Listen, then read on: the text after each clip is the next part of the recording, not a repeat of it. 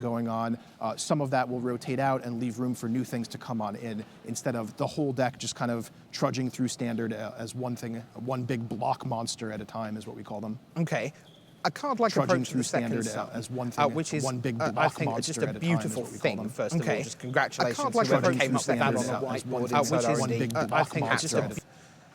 it's clearly a great mechanism within Limited, because that's a fantastic way to end a game, to add tension to a game, watch the clock tick down. Did you see it coming that might be a standard win condition? We did. It was a card that we tested a lot, and it's actually, frankly, it's a very cool card. It's a super cool design, but it's potentially a dangerous card as well, in that it can serve as a win condition that's difficult to interact with. So we spent a lot of time sort of massaging the different numbers on the card, and how deep does it go in your library when you cast it, and how much life do you gain, and how much mana does it cost, and so on and so forth. But so far it looks like we got it to a pretty cool spot where it's an interesting thing to try, but not something that's going to dominate necessarily. Certainly got my eye on that one. It's great. So here we go. Round number 6 is on the way. Here it comes.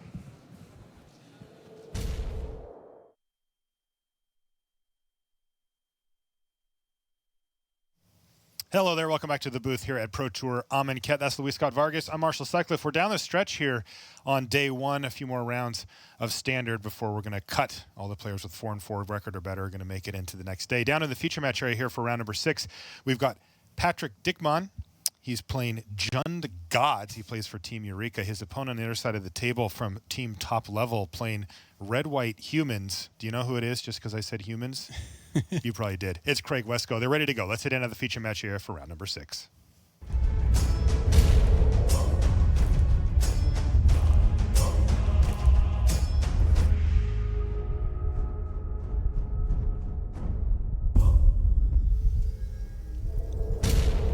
Hello and welcome to coverage of Pro Tour Amonkhet. I'm Marshall Sutcliffe in the booth with Luis Scott Vargas, and we are ready for round 6 action, where we've got Patrick Dickmann from Team Eureka. He's playing, well, the deck is called Jund Gods, and seems aptly named, taking a quick look at the list here.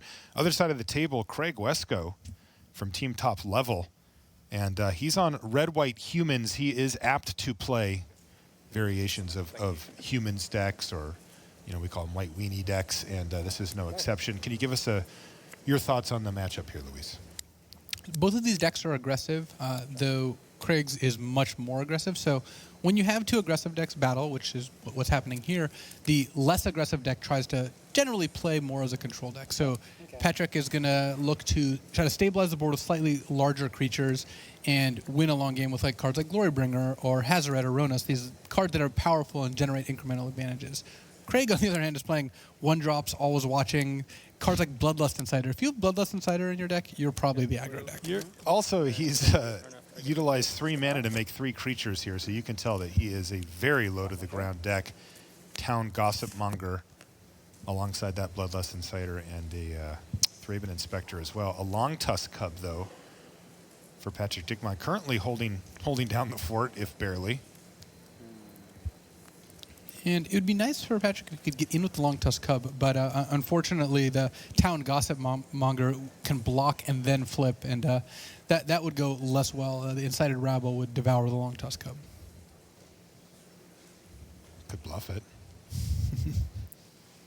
It's early in the day. These players are not going to have a whole lot of information about what each other are playing, especially decks like these, which aren't the main chunk of the metagame coming in. It looks like he's going to go with Voltaic Brawler, which does actually get him some energy here, Luis. It does mean that Long Tusk Cub could threaten an attack. Craig still can do something like double block with the Gossip Monger and the Thraben Inspector, forcing Patrick to use energy, but then at least trading just 1-for-1 plus the 2 energy. So what it'll depend on is whether Craig thinks he should be on the defensive or the offense here. And because Long Tusk Cub has a trigger when it hits the enemy player, Craig does have incentive to make this block. Okay. So Patrick going to want to order that Town Gossip Monger first, and then just say, sure. He's going to force the issue here, of course, Craig Wescoe, and that's going to prompt Patrick Dickmann to use up those 2 energy and make a trade. So the end result of all of that was a 1-for-1 trade and a couple of energy disappearing there for Patrick. We'll note here that he has not played his third land. That could become an issue pretty quickly here if Craig can significantly add to the board. Especially since Patrick has a lot of cards in his deck that cost, 3, 4, or even 5 mana, whereas Craig is much lower to the ground.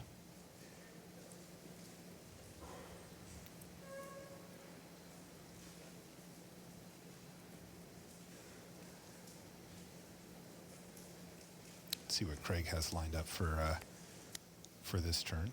Well, one of the cool combos in Craig's deck that he's not utilizing quite yet, but he could next turn if he wanted to, is Bloodlust Insider plus Handweir Garrison. And playing the Garrison, giving it haste, and immediately attacking and making 2 tokens. Ooh, that is nice. In the meantime, Craig Wesco is going to play Always Watching, so non-token creatures he controls get +1/+1 in Vigilance. He attacked with both and prompted yet another trade. This time the Bloodlust Insider traded for the Voltaic Brawler. Patrick Dickman clearly recognizing that his mana issues could prevent him from proceeding much further in the game. Oh, he hits a land here. And unfortunately for Patrick, a lot of the options when it comes to what he can play here are cards that can't block. Runs the Indomitable currently can't block. Scrapheap Scrounger, well, can never block. And that means that even though he would like to try to stabilize, he's not very close to doing that.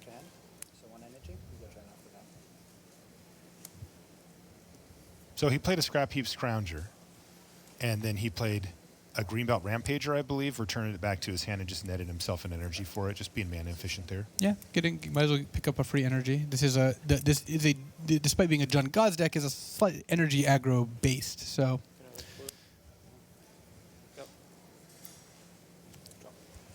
all right, more mana efficiency on the other side, this time from Wesco, who has that Handweir Garrison that you mentioned a minute ago.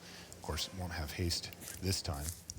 Wow, and Patrick Dickman just scoops up his cards. That advantage bar just jumps over. He could not hit his land. He shakes his head and just says, well, I guess I'm dead. 16 life, not enough for him.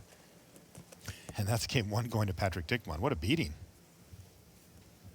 yeah, basically that turn, if Patrick had a way to remove the Handweir Garrison, maybe he would not be in that bad a shape, because Thraben Inspector is not the most intimidating attacker, but given that he had nothing, he was going to take a ton of damage the next turn. Yeah, and just to clarify, that game went to Craig Wesco. I misspoke there. All right, we've got more action, as you can see.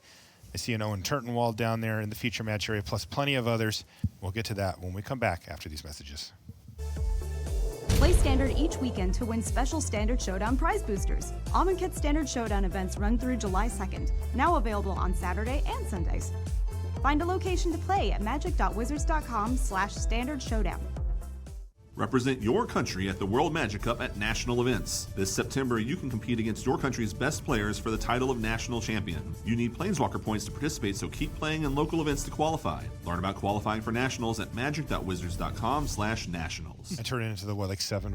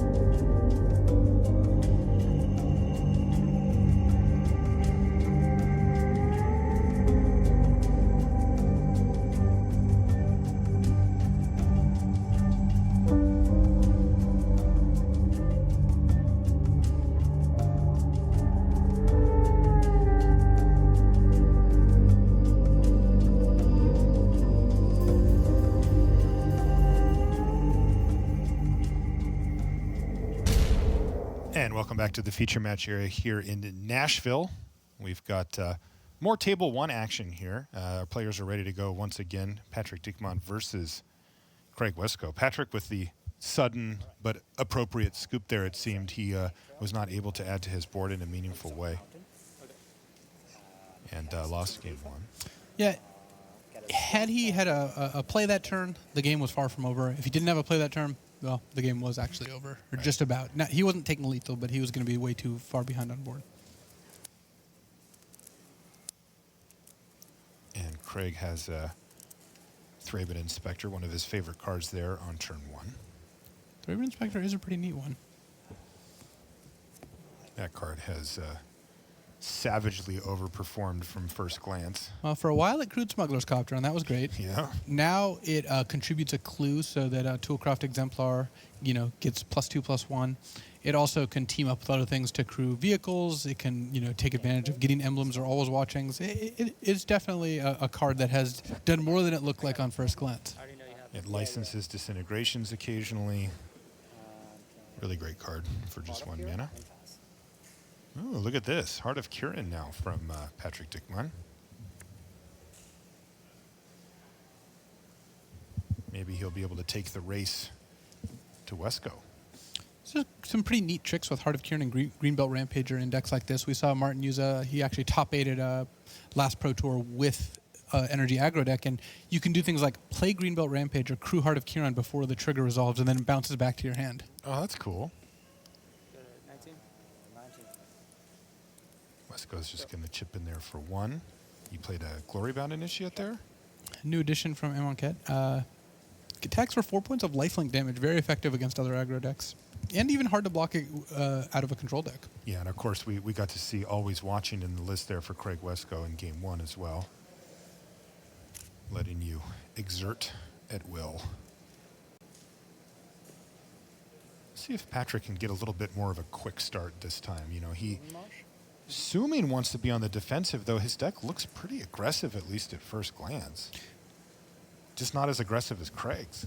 So kind of one of the things that can happen here is if Patrick ends up being able to be on the aggressive side of things, Craig's going to have a very hard time coming back. However, if Craig's on the aggressive side of things, Patrick does have cards like similar to the ones he just played that can help him come back. Yeah, Radiant Flames out of Diekman's wipes away both of the creatures, but there's a Thalia Heretic Cathar for Craig Wescoe. See if that can put a wrench in the works for Patrick, who seems to have perhaps sideboarded into a more controlling strategy here. Oh, 2 tap, guys.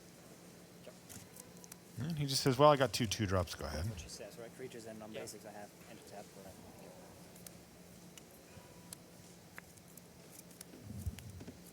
Yep, all the different creatures and any non-basics.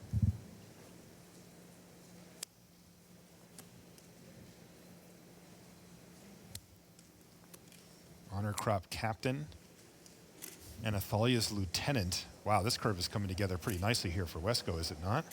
Yeah, he's got now a 4/3 first striker in the form of Thalia, and Honored Crop Captain threatens to pump his whole team and attack next turn for a significant amount of damage.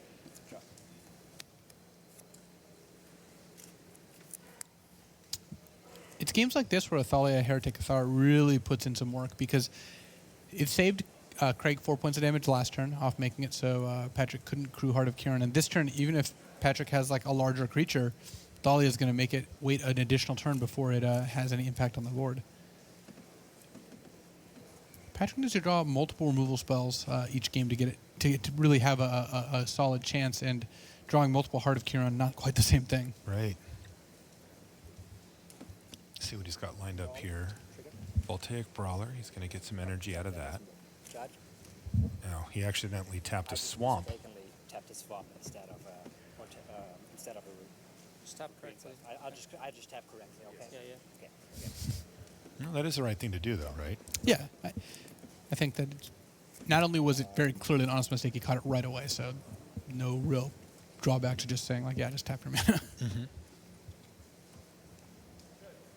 So that Long Tusk Cub does tend to be a 4/4, which is a solid defender, but Craig's cute creatures are actually bigger than you might expect for humans.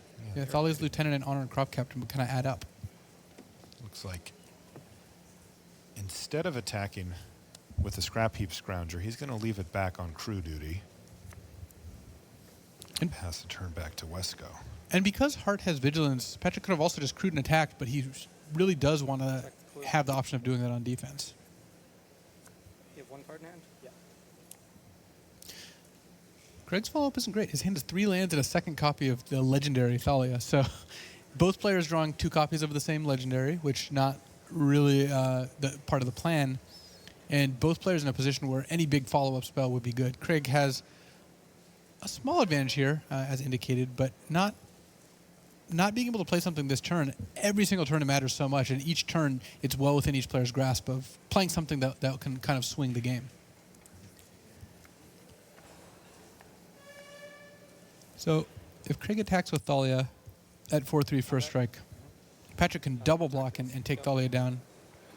So Craig said combat. He said sure. Go. I think we're right back to even here. yeah, now it's on who can draw the first action spell. And Who does it favor? I would normally think it's Dickmon because he has like some gods and some really powerful mid-range stuff. But looking at Craig's deck, he does too.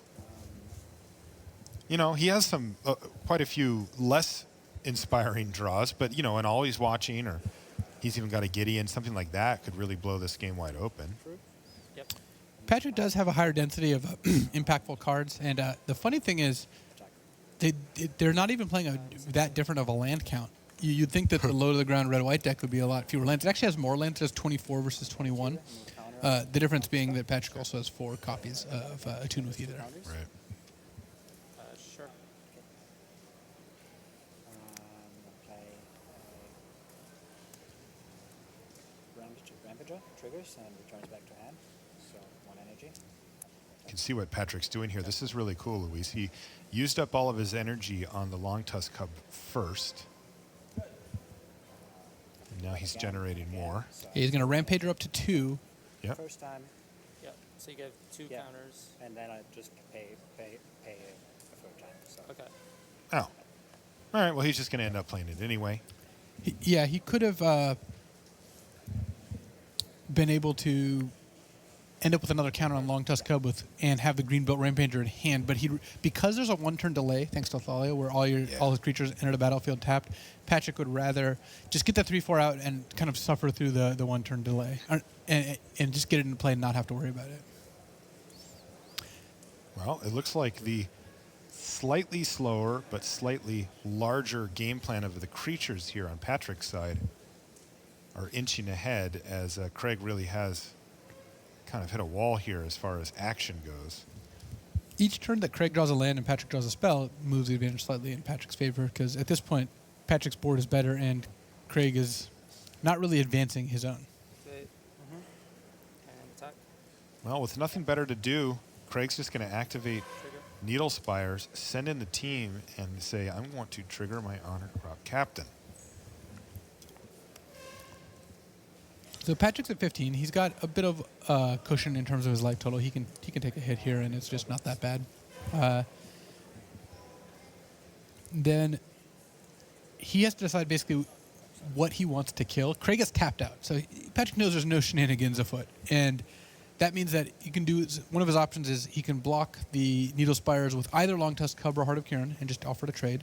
He can double block Thalia with Heart of Kiran and Voltaic Brawler, and then Thalia first strikes down one of them, and then the other one takes down the Thalia, or he can block Honored Crop Captain with anything and just offer the trade. Okay. He's a 4/3. Yeah. Yes. It's going to take 5 from first strike. And then everything's going to trade. Yes. And once again, you mentioned that the higher and better threat density in Patrick Dickmon's list makes that favor him in the long run. Also, he keeps his life total at a nice 10. He does need to draw some stuff, though. He's found a forest.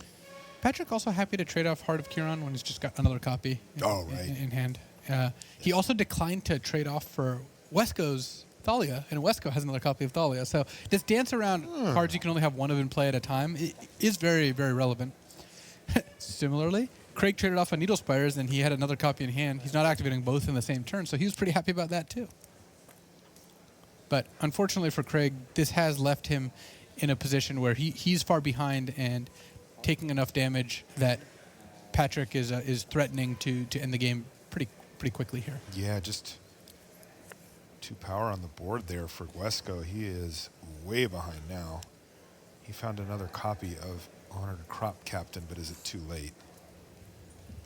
It likely is. Craig is not in a position where he's going to be doing a whole lot of attacking here. He can get in with Thalia if he wants, but he's facing down a lot more damage coming the other direction. Do you mean by activating the Needle Spires as well, or?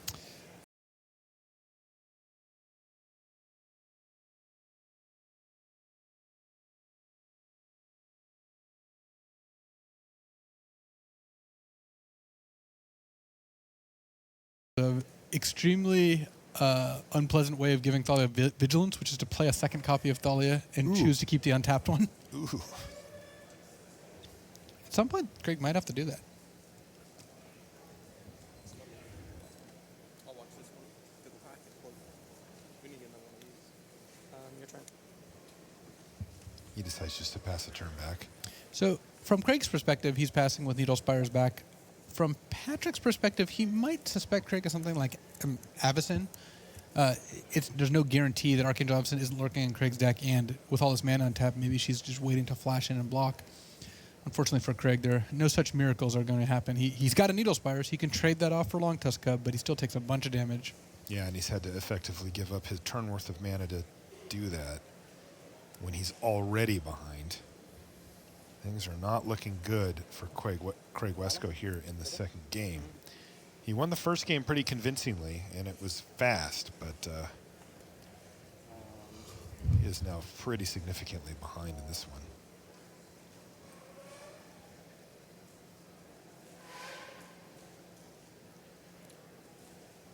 Crew hard. Yep. Attack. Well, Dickmon content to just keep hitting in the air. Pass. Crew the Heart of Kirin, attack you. Go. That's not too bad for Craig. He basically, as far as how the turn could have played out, that was among the best. Because that Long Tusk Cub could be a 5/5 and beat Needle Spires in a fight.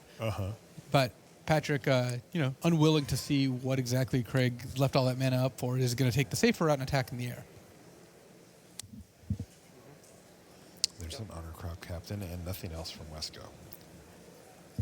Interestingly, he has left up 5 mana again. Now, this wasn't really his choice. He didn't have anything else to do, but I wonder if Dickmon's going to think anything now, you know? Well, Because the way Craig's deck is built, he can't really afford to leave 5 up every turn. yeah. And if he had Archangel Avacyn, certainly she would have come down to block the He Heart of would have Kirin. known that for sure, right? So it's just about the Needle Spires now. At this point, I think if you're Patrick, you can make a pretty high confidence assumption that Needle Spires is what Craig left mana out for, and that's pretty easy to determine what you want to do against. There's not as much hidden information as last turn. There's still some. You don't know if Craig has cards like Magma Spray in his deck. You know, it's not super likely, but you can't guarantee it. And getting into a fight on the ground might be something that he doesn't want to risk. Yep. Okay. 5.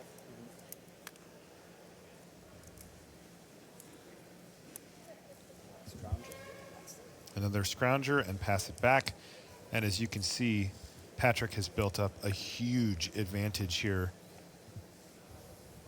And he can really punish Craig for having left up this mana turn after turn. Now, Craig didn't really have much of a choice in the matter, but falling behind that far means that Patrick can just build his advantage turn after turn and then eventually just overwhelm Craig Wesco with an attack with everything or enough for lethal. We'll see what happens here from Wesco's standpoint. The more mana he taps, the more confident that Patrick can be about just moving in with an alpha strike for the victory. And notice Patrick's on 5 lands and the rest are spells. Wesco's on 9 lands because there's one in his graveyard as well. And given that Wesco's deck is lower curve, that's not good news for Wesco.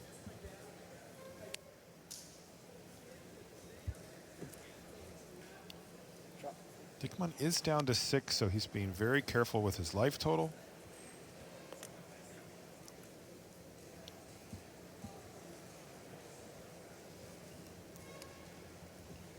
Let's go with plenty of blockers here. He has access to Needle Spires plus the 3 creatures.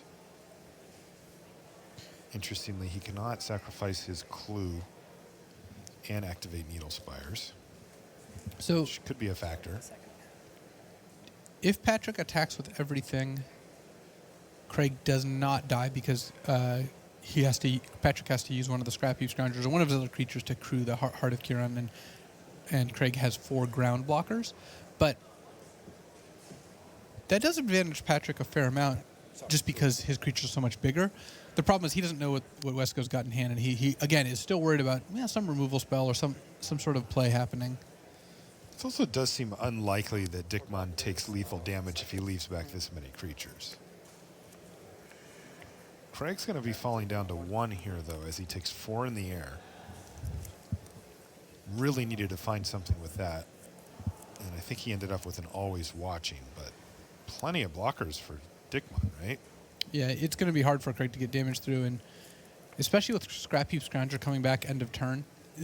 I don't see how Craig can get enough of Patrick's creatures off the board that he can't accrue Heart of Kiran and attack next turn.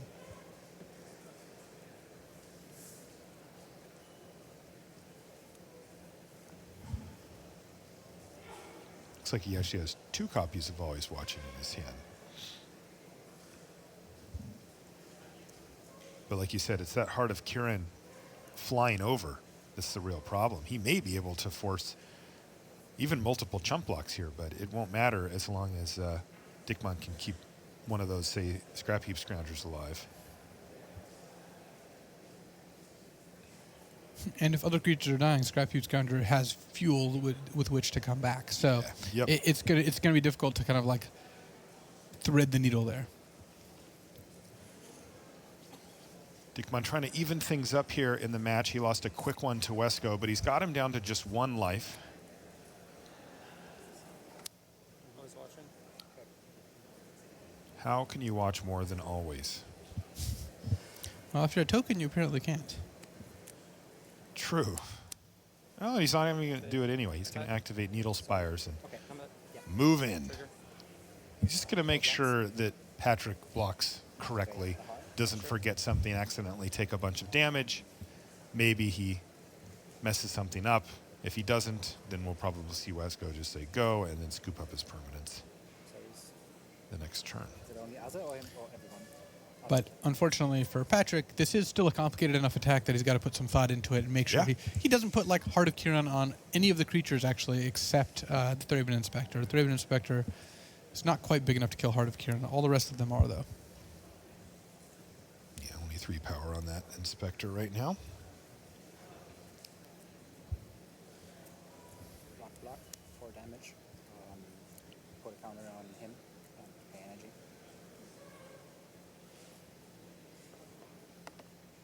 Little shortcut there from Patrick. Normally he wouldn't have priority there. Or But he's assuming Craig is tapped out. Technically, Craig has Needle Spires, but True. I think Patrick's assuming that's just not going to happen. Right. And as it turns out, he is correct. oh yeah, he does. He has should die first yet. strike, yeah. Okay. And then Yeah. The Needle Spires has 3 power. It got blocked by regular 3. damage. All My right. two 4 guys power, die. excuse me. So it first strikes down. 3, so it's 1, The 2. 3, Rampager. so he lives and he lives. Yeah. Okay, and then I'll dual shot. Craig with the dual shot technology. Craig playing cards not in his hand. And now all that's left is for Patrick to get in that car and ride. Activate. Attack. All right, you got me. All right. You got me, he says. And that's game 2 going to Patrick Dickman with Jund God. So he does seem to have changed around his configuration. You can go to the bathroom. Yeah, you can go right now. Well, it looks like we might be hanging out for a minute here, Luis.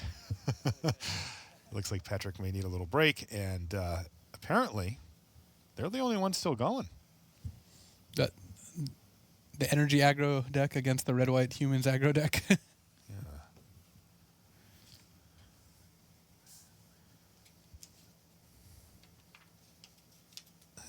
Looks like Tsuyoshi Fujita won his game with red-white Exert, defeating Frank Lepore. He was playing a blue-white Engulf the Shores. Yeah. In this case, it was blue-white Engulf the Lepores. Well, the Lepores got engulfed, apparently, as the Exert aggro deck just kind of outraced it. I do like this deck, though. It has Approach of the Second Sun as its win condition. That's pretty cool. Yeah, mono blue, Engulf the Shore, bounce all creatures. You have Torrential Gearhulk to flash it back, bounces your Gearhulk back. You just get to keep casting all these sweet instants. And I kind of thought just casting Torrential Gearhulk was pretty sweet, but it looks like I wasn't going deep enough here.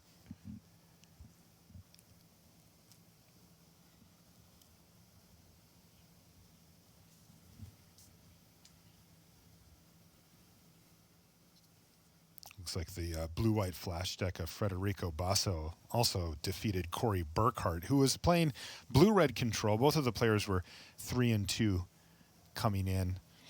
Perhaps a bad matchup for the blue-red deck. Hard to say.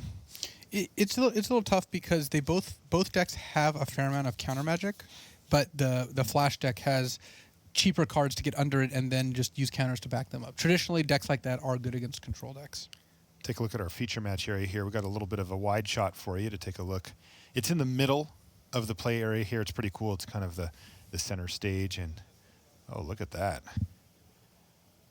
Wouldn't you like to have your name on that? Yeah, it would be awesome. Twice. Obviously, Luis does have his name on that from back in 2008. Sadly, so does Gabriel Nassif. You were close. At my expense, yes. Yeah. Take a look at our matches still remaining. You can see that many of them are finished at this point, but still plenty going. Is that Paulo right there? Yes, Paulo Vitor Damarosa. Yeah, hard at work in the office. It's not that hard at work. He's playing Etherworks Marvel, which you kind of do it or you don't. You just kind of spin the wheel. You see what comes out. Like, wow, you won a prize. It was a really big prize. 10-10? I do think that there are some really cool builds of Marvel out there. I've seen some members of the Pantheon playing Sultai Marvel. So you get Demon of Dark Schemes is one of the cards featured. You get some pretty cool cards to just get off of Marvel and just really get in there. I like that. Players, of course, just finishing up, getting shuffled. You can take a look at them here. They are, by the way, both 3-2. These players, so they're already kind of in the really got to put together a run mode. I mean, they've got wiggle room.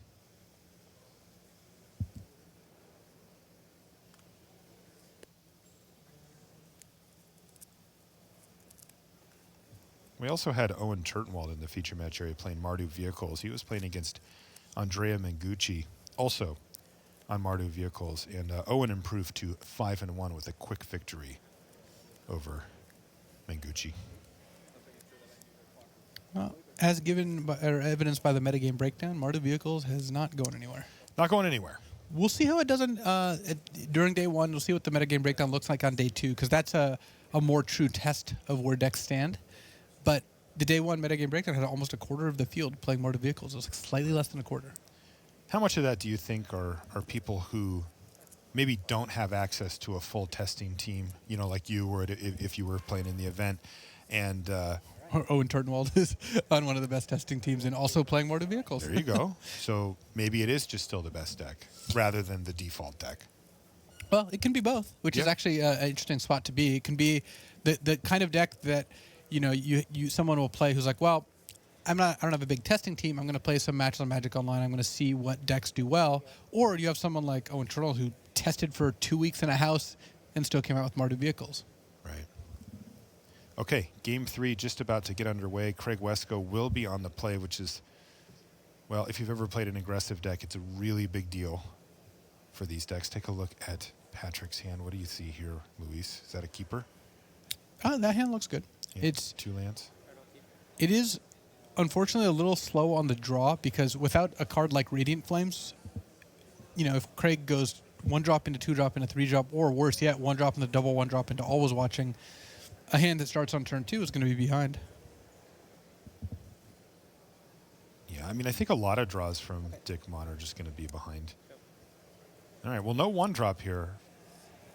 It's going to be Needle Spires instead. That's going to be at least a sigh of relief there from Patrick, who's going to play his Game Trail tapped. Not a very big game. No. All right, what's the 2-drop? Well, Selfless Spirit. So Craig Wescoe already has insurance planned for a potential future Radiant Flames.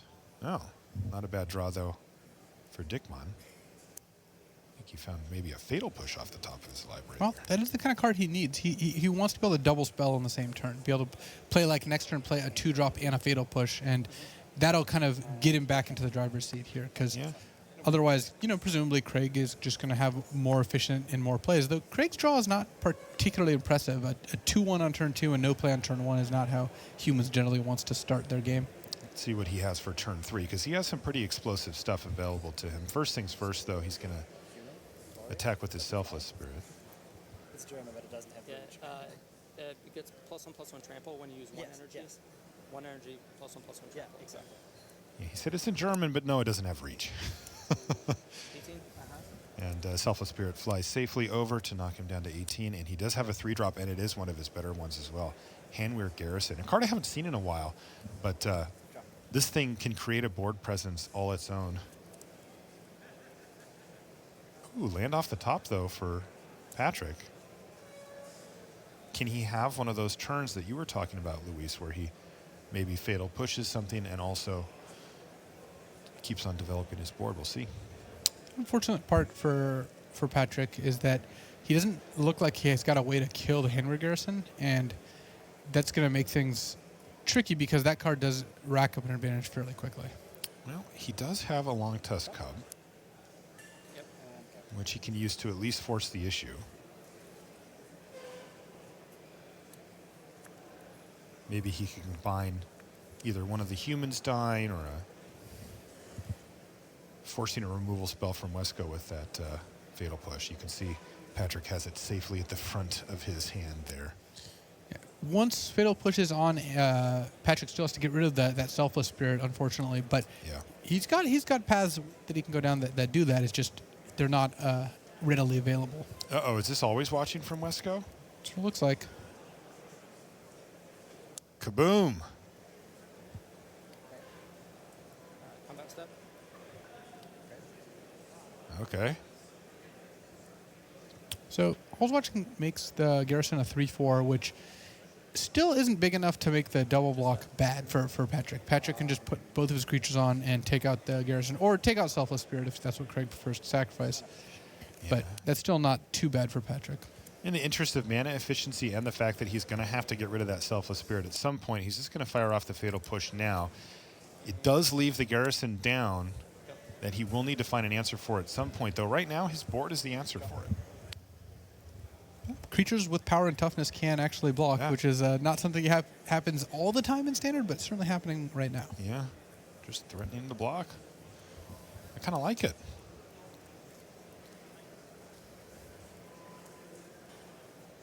Look at this. Patrick's lining up an attack. What I also like is that Patrick has a Sky Sovereign console flagship in hand, and he's just waiting on the opportunity to play. He needs to draw a 5th land, but if he does, that card is pretty good.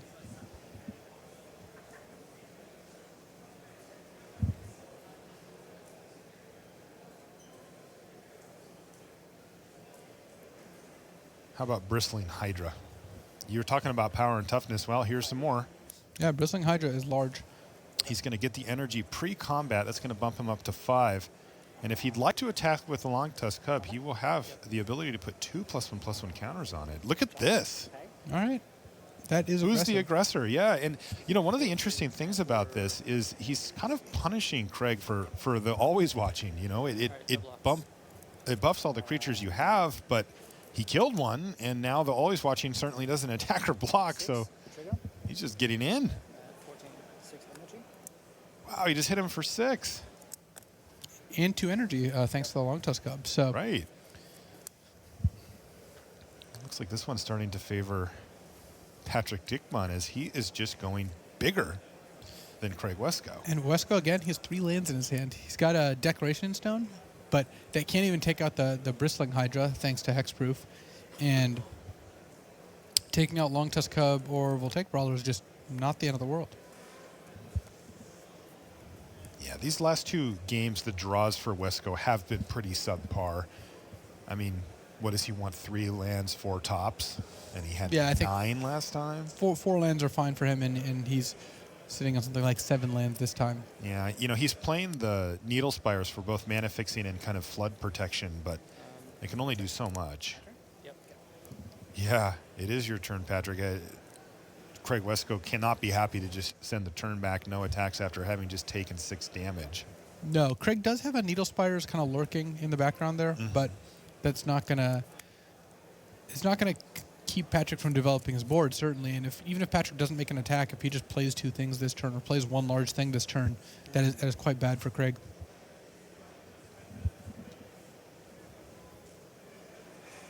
Yeah, this one may have slipped away from Craig. It could be him going down to 3 and 3. Another brawler. Trigger. Yep. Another Voltaic Brawler. He's going to get some more energy.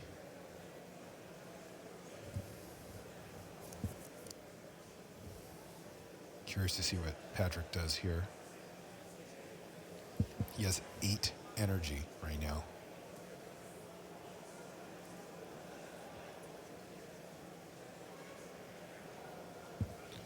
And I think if Patrick doesn't force Craig to trade off the Needle Spires, there's a possibility that we see Handweir the Writhing Township.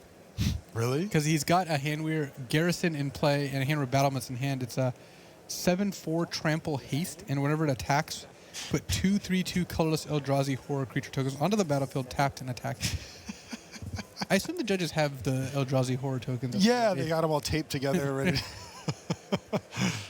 All right. Free card. I mean, I kind of want to see it. Activate. Okay. Move the blocks. Well, Craig can also block the Brawler here with Needle Spires. It's a 3/2 double strike.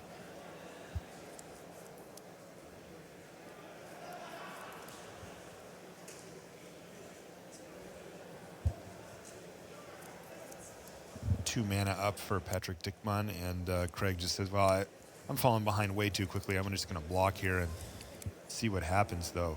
Oh, Craig giving up on the Handweir the Writhing Township plan. Yeah, but this is... let's see. So what happens if Dickmann moves all in and just uses 6 of his energy here?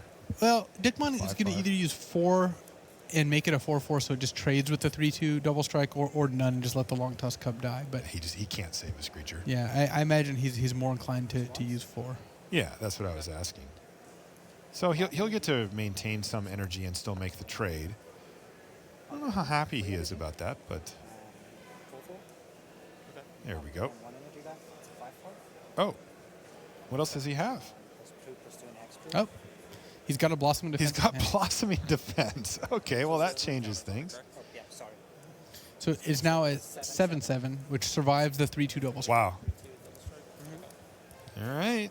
You take 4.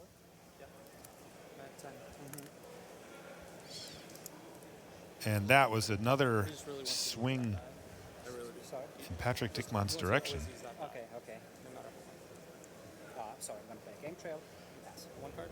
1 card. So even though Craig has Declaration and Stone, he can get rid of the 2 Brawlers. He can pick up them both, or Hydra or Long Tusk Cub, because Patrick is empty on energy. But Craig's still not in a position where he's really getting to himself where a point where he can win this game. He's able to, at best, slow the bleeding without actually advancing his board all that much.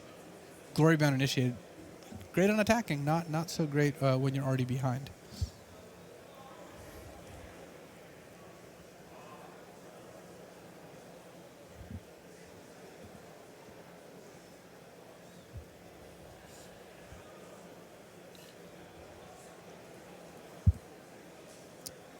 Craig's in the tank here, playing very deliberately. He's found himself Glorybound Initiate, and he still has that Declaration in Stone that you were just talking about a minute ago. Is there any way out for him, though? It just feels like he's just being crushed by these much larger creatures. And, you know, interestingly, Patrick's creatures are just kind of all good on their own. That's one of the features of the energy deck is even though there's energy synergies, these cards are all fine by themselves. Alright, we're gonna cast Declaration of Stones. Okay, well, stage one here for Wesco to try to make a comeback is to get rid of as many creatures as possible. And that means Declaration in Stone on the 2 Voltaic Brawlers. What else do you do, though? Let's find out. Well, play the Glory Bound Initiate and play a land and pass the turn back. Now, he's not dead on board. He's got blockers. But I believe that a Sky Sovereign console flagship, Does that seal the deal? well, it can kill the Glory Bound Initiate. The Henry Garrison's still a 3/4. Right. And currently, Boom. Craig is getting attacked by enough creatures that he's obliged to block one. Funnily enough, it's thanks to the Ether Hub that Patrick drew this turn. Funny. Yeah, he can't activate the Hydra, but the Long Tusk Cub. So he's a 5/5, right? Yeah. Oh, you got problems here, Craig Wesco. That Sky Sovereign really set him back. And now his best play here Pay 2 energy and make this a 6/6. is to Damage. trade off with the Bristling Hydra, leaving himself with no board outside of an Always Watching, and facing down a lethal Long Tusk Cub as well as a potentially lethal Sky Sovereign. The whole game I was trying to do that. We missed out on seeing We did. the writhing Garrison, but Patrick Dickman says, that's pretty cool, but I'm glad you didn't get to because it means that he wins the match and improves to 4-2. Like I said, Craig Wesco is going to have to start his tournament off 3-3 this time. He's got a couple more rounds to go. He's going to need to win one of those to come back and play day 2 on the booster draft, at least. yeah, Patrick has, well, as a result, locked up his day 2 appearance, though I'm sure he would much rather get into day 2 at 6-2 than something worse. For sure. A lot of good tools in that deck, in the Jund Gods deck. Looks like a pretty cool one.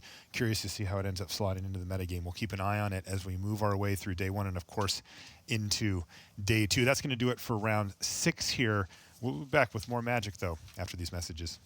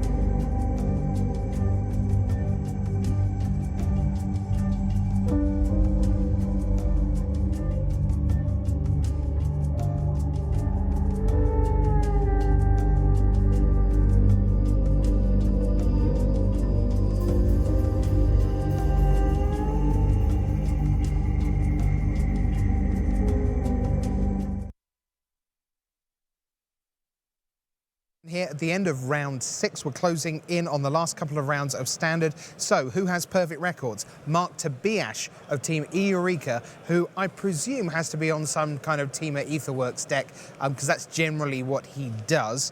So he's 6-0. Chris Fennell, 6-0, part of Team Lingering Souls. Now, Pierre Dajon, who made his second Pro Tour top 8 just a couple of PTs ago at Kaladesh, he's back in prime position. The Frenchman, a runner-up from Pro Tour Theros, of course, behind Jeremy Dizani, his teammate in 2013. He is 6-0, and so is Oliver Ox, the Australian champion of Grand Prix Brisbane, being around for the best part of 20 years. Had him on the stream earlier on. He is 6-0 as well. Plenty of big names at 5-1. Chris Calcano, former Magic Online World Champion Magnus Lanto, Martin Muller, one of the Danes, Sam Pardy's 5-1, Brad Nelson, Hall of Famer Gabriel Nassif is there, and also Hall of Famer Eric Froelich. But it's Deck Tech time here once again over at the news desk, and we've got a real fan favourite, one of the great streamers in the game. You may have seen him at lunchtime on the Enter the Battlefield segment. It's time for a Deck Tech with Paul Cheon.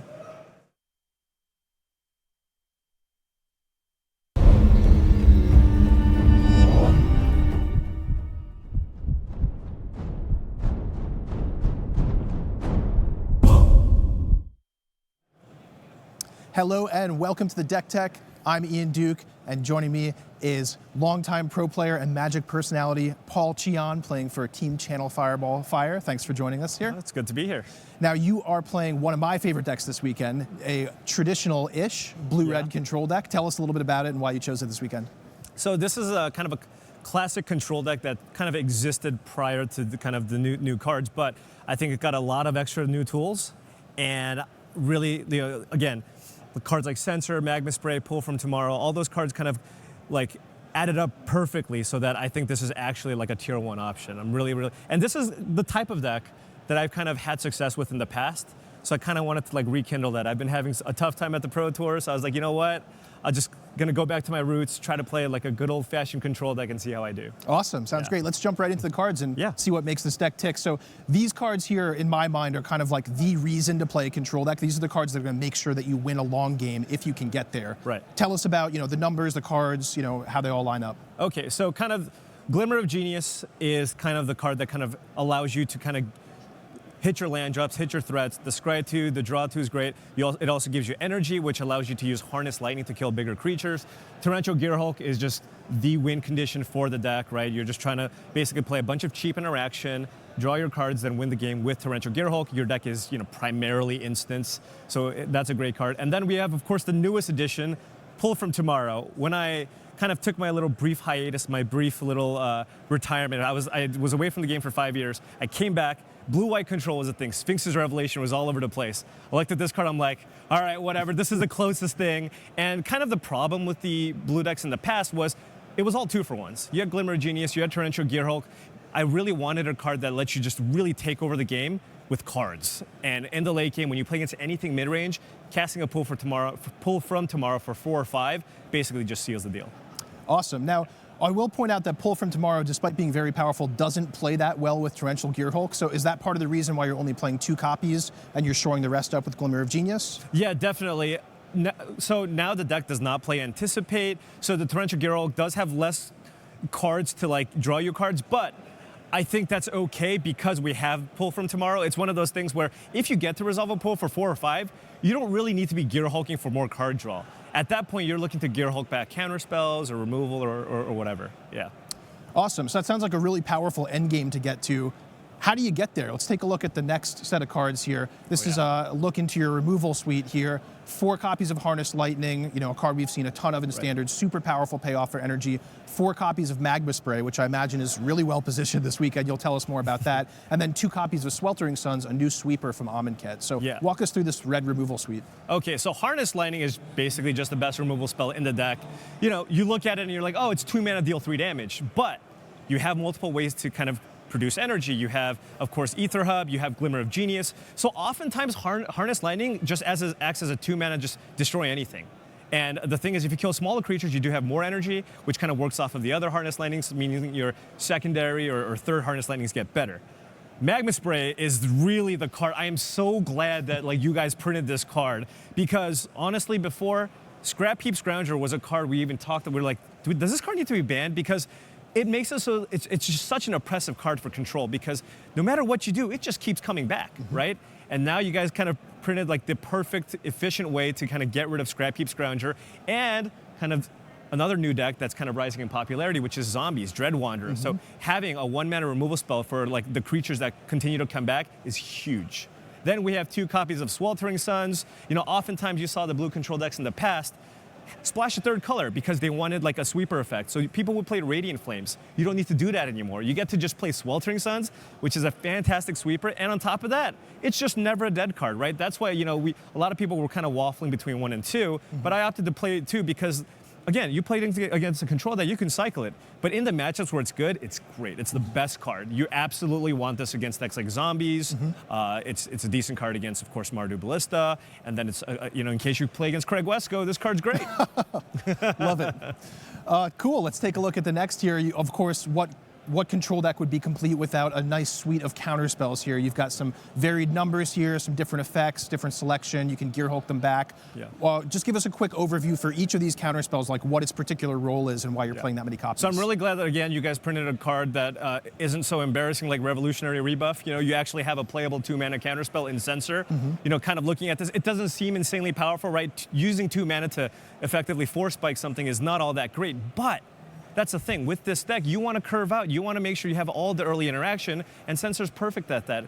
In the first few turns of the game, this is effectively a hard counter. It's really hard to play around. And when I talk to a lot of people, they're like, you just play like they don't have it. Because, again, you could just have a hard counter. You can have Essence Scatter. You can't have Negate. So you play around it. And then in the late game, you can just cycle it when it's a dead card. So really elegant card, I think. It just does exactly what the deck wants. Then we have, of course, our hard counters. We have 3 Disallows and 1 Void Shatter. That's kind of a mix, right? They basically do the same thing 95% of the time, but we were concerned about, you know, kind of the zombie deck, for example. We wanted a counterspell that exiles so that the Scrap Heap Scrounger, the Dread Wanderers don't come back. So I have a split because I think often I will value the Disallow, but I have 3 Disallows main, 1 Void Shatter main, and then 1 extra Void Shatter in the sideboard just to kind of hedge a little And bit. of course, with Torrential Gearhulk in the deck, you're kind of, by the time the game goes long, you're turning your graveyard into a toolbox. Right. So having a little bit of split and diversity Exactly. in your spells really counts for a lot. Yeah, like I said before, 95% of the time, these counters do exactly the same thing. But there are situations where Disallows better, and there are situations where Void Shatter's better. And then, of course, the 2-mana counter spells. Honestly, I didn't really know what to expect, so I just kind of had a mix 2 and 2. Yeah, they're both solid. You know, usually against most decks, both are valid cards. Exactly. Come up That's at the thing point. with Essence Scatter. Even in the mirror, it's just a hard counter for Torrential Gearhulk. I found that Essence Scatter still pretty solid in the mirror. Awesome stuff. Yeah. So rounding things out here with a couple extra cards here. Yeah. Commit to Memory is one that's gotten a lot of buzz in the community. Tell us about this and its special interaction with Torrential So Gearhulk. I was definitely like, until the last minute, I was like, do I want 1 or 2 commits? And ultimately, I went with 1 because, again, I prefer all the cheap interaction because, you know, you have a lot of late game with the Gearhulks and the pull from Tomorrows.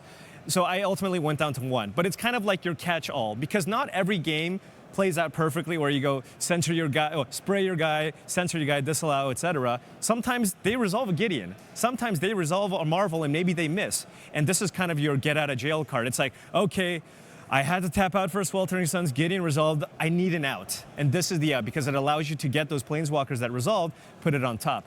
I've heard people call this the blue hero's downfall, which I think is a little bit of an exaggeration. If you make it but, cost 3 mana, maybe we'll go there. Yeah, there's also really cool interaction that can happen sometimes where you have Memory, which is a sorcery, but when you cast Torrential Gearhulk, you can actually cast the memory side of Commit to Memory. And I've actually found that to be quite useful because if you do it end of turn, oftentimes your opponent can't react and you basically get to restart the game, but you have a 5/6 on the battlefield. Sounds pretty good. Oh, one last card.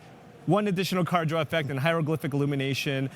Basically, you know, for the most part it cycles, but we wanted 1 additional card to basically draw cards with the Torrential Gearhulk. Again, like you said before, pull from Tomorrow plus Gearhulk, Nambo. Right. So we wanted that 5th effect to kind of go with that. That makes perfect sense. And then, of course, rounding things out, we have the mana base here. Nothing too fancy here. You've got your dual lands, your fast lands, your creature land. Aether Hub, of course, plays into the energy theme, and then a bunch of basics. Looks nice to me. I mean, you've got a lot of untapped lands. You've got a stable mana base. How's the mana been working for you? It's been working fine. Kind of the last thing that we changed because like these are kind of the staples. You have your 8 dual lands. You have the hub, the 9 islands, 4 mountains. The last basic we added was the 5th mountain. We were kind of messing around with the cycle lands, just because in case you get flooded, you can just cycle the lands away. Originally, it used to be a highland lake, but I didn't like the tap lands. So we ultimately opted to go for basic mountain because we're playing 2 copies of Sweltering Suns main deck. So we kind of just wanted to make sure we had that 17th red source in the main. Love it. Well, the deck looks sweet. I would definitely take this for a spin at F&M or on Magic Online. Thanks so much for joining us, Paul. It's been a pleasure. And this is Ian Duke signing off from the Deck Tech.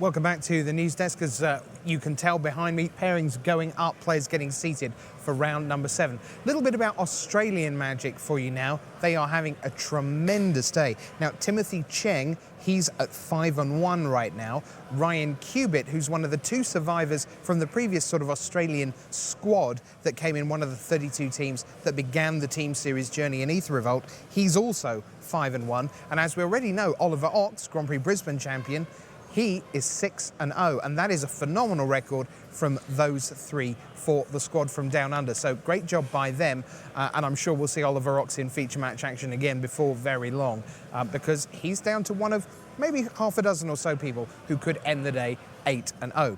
But how are the teams getting on? Brian David Marshall has been crunching all the numbers, painting by hand all our graphics, and he's going to show you the fruits of his labours approximately now.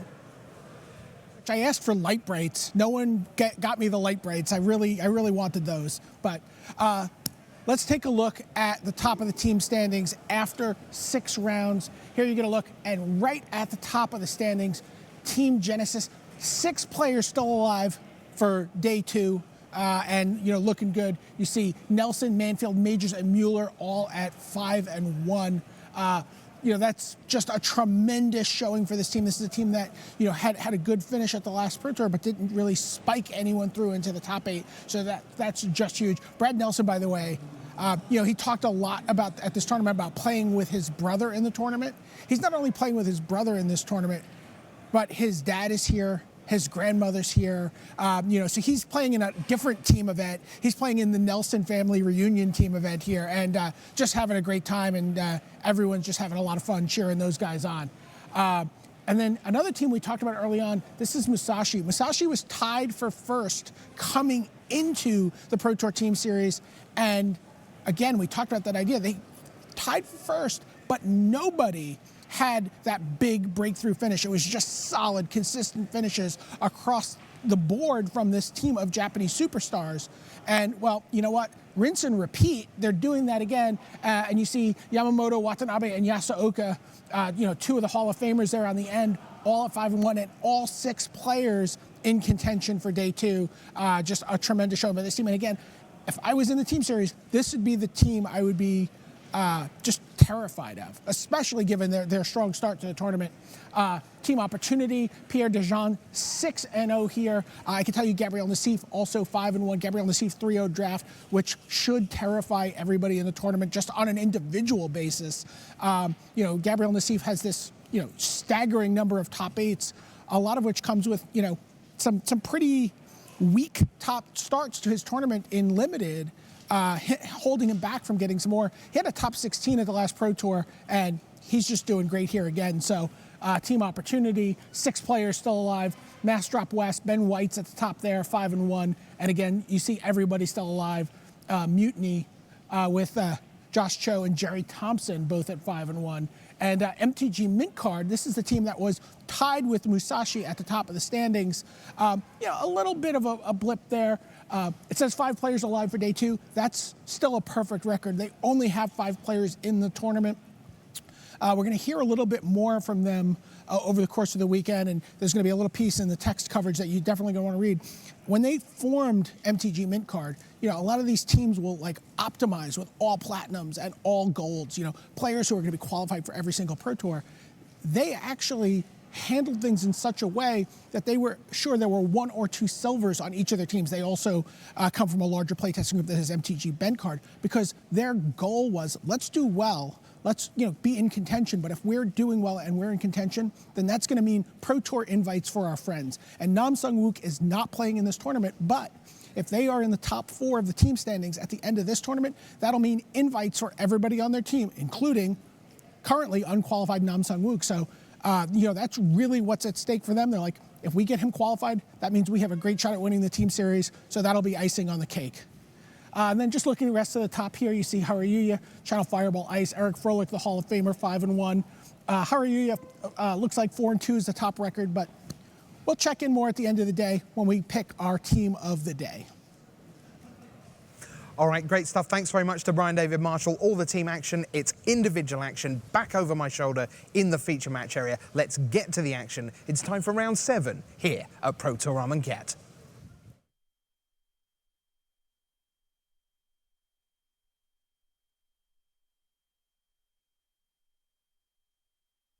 Hello there, welcome back to the booth here at Pro Tour Amonkhet. I'm Marshall Sutcliffe with Luis Scott Vargas, and a couple more rounds to go here in Standard before we call it a day on day number 1. Down in the feature match area, we've got a whole bunch of different decks, but in our main match, we've got Chris Fennell from Team Lingering Souls on White Black Zombies, which is kind of a sweet one. That sounds like something that someone who likes Lingering Souls would play. Yeah, it really does. Hopefully they didn't put Lingering Souls in the deck. On the other side of the table, it's going to be Mark Tobias from Germany. He's on Team Eureka, and he's playing Teamer Aetherworks Marvel. So we're going to see 2 very different takes on the format clash together right now.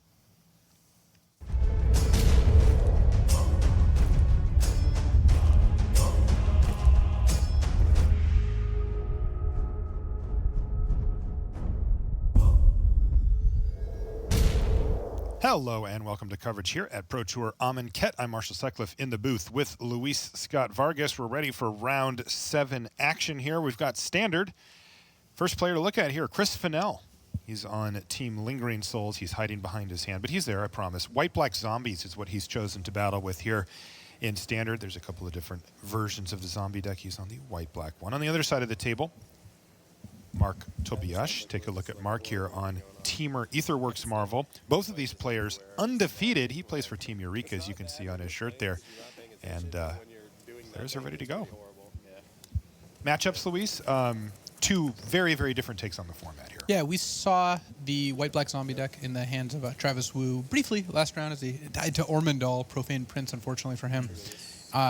And it's a zombie deck, so it's using the synergies between cards like Wayward Servant and Lord of the Accursed to really pay you off Crypt Breaker, to pay off for having tons of zombies. Binding Bumby being another addition here from White. Playing against a deck that doesn't really care about most of the cards in the opposing deck.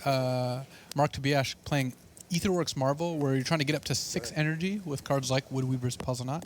Play Aetherworks Marvel, and then find an Ulamog, hopefully. Well, he just found an Ulamog on the top of his library, Luis, and you know what? He already had one in his hand on top of that. Never a good sign for the Marvel player when they draw their payoff card like that. Yeah, the Ulamog is not particularly easy to cast in this deck. It doesn't happen a whole lot. It happens sometimes. Chandra Torch of Defiance can sometimes be the last 2 mana, but Mark's going to hope to find either the 3rd Ulamog or just a good value card if he plays Marvel next turn, because Woodweaver's Puzzle-Knot gives you the 6 energy itself, and that means turn 2 Puzzle-Knot, turn 3 Sack Puzzle-Knot, turn 4 Marvel. That's a natural curve. We'll see if he can make it work. Chris Fennell on the other side has come with a little bit of defense here for such things. He has 2 copies of Anguished Unmaking in his main deck here, Luis. He can use those to take out, well, the Aetherworks Marvel itself, if necessary, or even Ulamog. And one of the strengths of the black-white deck versus the mono-black deck is it has a little bit of interaction with, deck against decks that have non-creature permanents. Anguish Unmaking being part of that. What we see here is Chris Fennell using his Crypt Breaker. Its activated ability to draw a card. It looked like an attack, but as you can see, he had freshly played one of his cards. So he's going to start grinding. And here it comes. All right. So no matter what, Mark is going to get to spin here first. So right now, Fennell is going to see what he finds. And then he'll decide what he wants to use Anguish Unmaking on, because he does have one in his hand. I think there's a pretty good chance after Mark gets one of these Rogue Refiners that Chris is just going to want to Anguish Unmaking the Marvel before Tobias gets another spin, because Refiner gets 2 energy, already up to 3 again. Anytime a permanent dies, he would get another one. And Mark's just going to pass the turn back now to Chris. So a relative whiff there, but not unexpected given the fact that he's got the 2 copies of Ulamog in hand. What is the backup plan for this Aetherworks Marvel deck if he is not able to go ahead and go big and get big Ulamog? The combination of Rogue Refiner, Whirler Virtuoso, Tireless Tracker, and Chandra Torch of Defiance just grind out the opponent. Just a lot of cards that generate board advantage, bits of energy here and there, and then you 4 copies of Harness Lightning, 2 Magma Sprays as interaction. Yeah, Chris Fennell, unfortunately, fortunately for him, he drew some of his interaction. Anguish Unmaking there could be a big boon this game, but he's also got a couple of copies of Fatal Push in hand, which not quite as good. Yeah, that Rogue Refiner kind of keeping Chris's army back, but really it doesn't feel that way because of the Crypt Breakers drawing cards. I mean, it's not like Chris is too sad either. Chris is content just to draw cards, and then he'll either find a way to remove the Rogue Refiner or just find Lord of the Accursed and maybe just start attacking, Binding Mummy to tap it down, that sort of thing. Finish the game in an attack step or 2. Make 2 red. Ooh, make 2 red. Servant trigger. Okay. Now, Mark does have 2 copies of Ulamog in hand. Is there a way he can actually work his way up the chain here? He can. He's 2 turns away if Chandra survives for 2 turns, which is not a given by any stretch. Also, Fatal Push, having few other targets, is likely to take down Servant of the Conduit at the very least. Right. Yeah, he's got 2 copies of it in his hand, so very likely outcome there.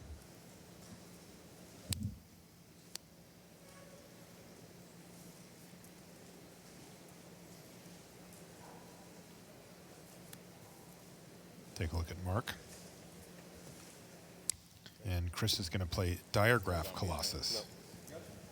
We saw Mark play a fair bit at the World Magic Cup this year, and I was very impressed by his play. I thought he really knew what he was doing. He was playing Jeskai, and I thought that he knew how to pilot his deck quite well. Yeah, he's also somebody you see European GPs quite commonly.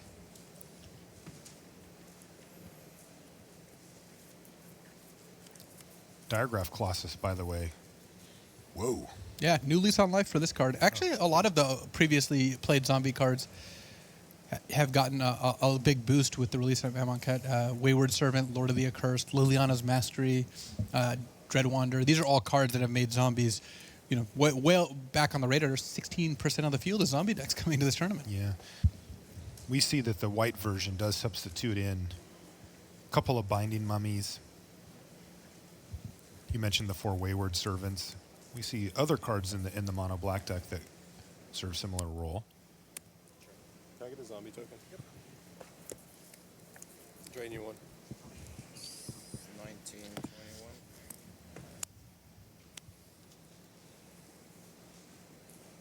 Go.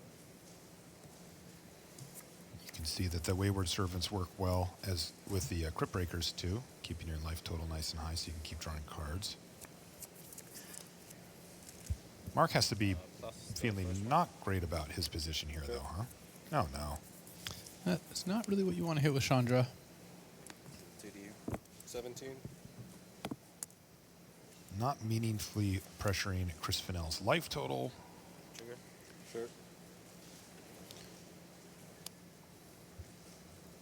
Well, so how much mana is he at now, assuming the board were to stay? 10, which is enough to cast the Ulamog, the Ceaseless Hunger. So Chris is really going to need, he's just been content to keep developing his board, but he is going to need to take a turn off to take out one of those servants or two, or maybe dedicate some attacks to Chandra.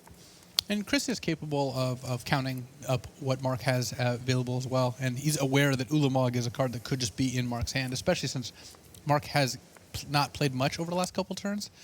That gives Chris a pretty big incentive to go after Mark's mana. Yeah, right now Mark has pocket Ulamogs. That's his entire hand. The funny thing is, one Ulamog wouldn't necessarily stabilize the board. No, it really wouldn't.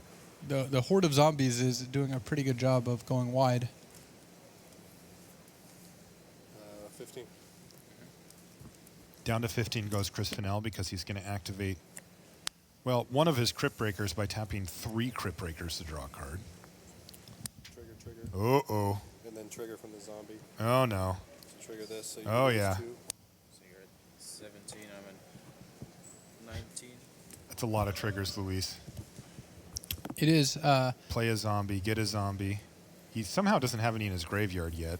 So, if Chris ends up, he can't at this point kill Chandra, but what he can do is he can kill one of the servants of the conduit. 16. Chris is on that grind, man. Draw another card. And it's hard to imagine that he doesn't kill one or both servants with a Fatal Push at this point. Especially because he drew another one.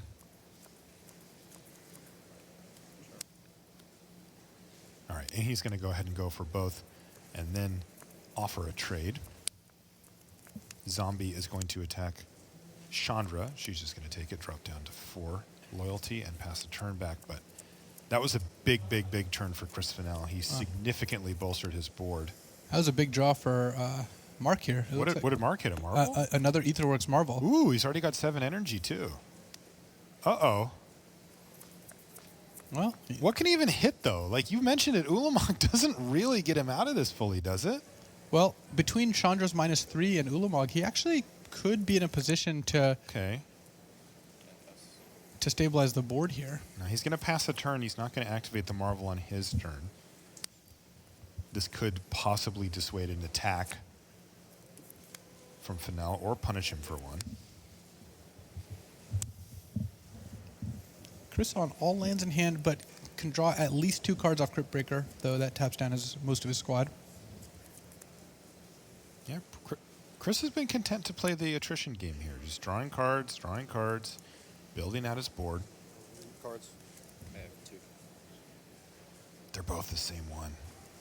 So you're at 15. 15. Draw. Uh-oh. Now it starts getting nasty. Another Wayward Servant there off the top for Chris. You can see him lean forward like, okay, watch this. Drain. Make a zombie, drain 2. So that's a drain of 3 right there. 16. Right. The first one triggers off of the other one. The zombie that he gets a copy from Diagraph Colossus then gets 2 drains because of the Wayward No, Servant. because the Diagraph Colossus... So 17. Triggers on the stack. 17. Right. 17. So it's a drain of 2. Yeah. Not 3. Still. Things could get fully out of hand on Chris Fennell's side of the board here. And this is the second one. These are both unsafe, right? Yeah.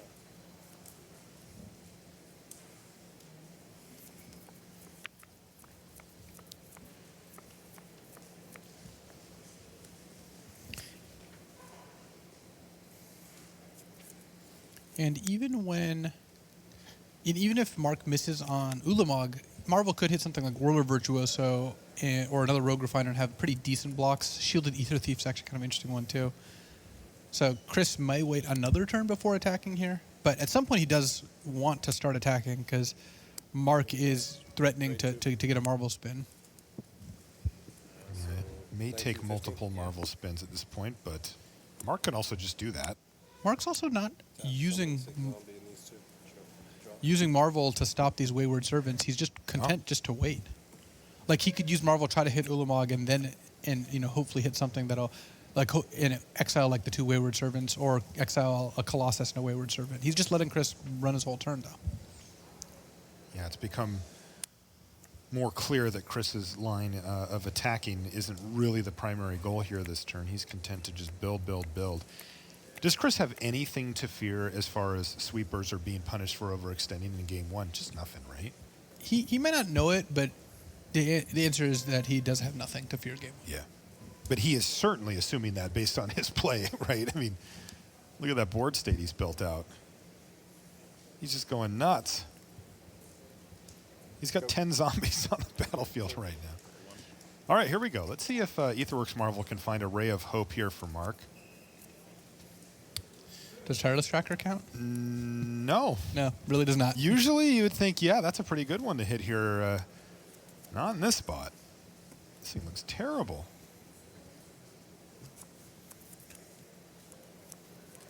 Plus. Sure. Another Tireless Tracker. This one off of Chandra. Sure. Wait. Land?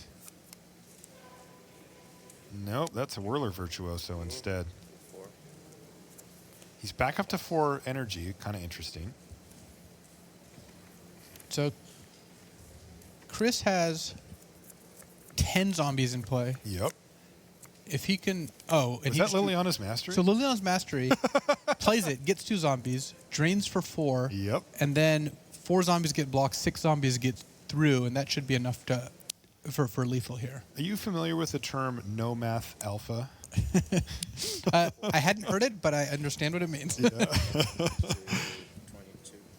If I'm at the Pro Tour, I think I run the numbers, but I'll tell you what, if I'm playing this on Magic Online, it's right-click attack with all. Sorry, I didn't mean to grab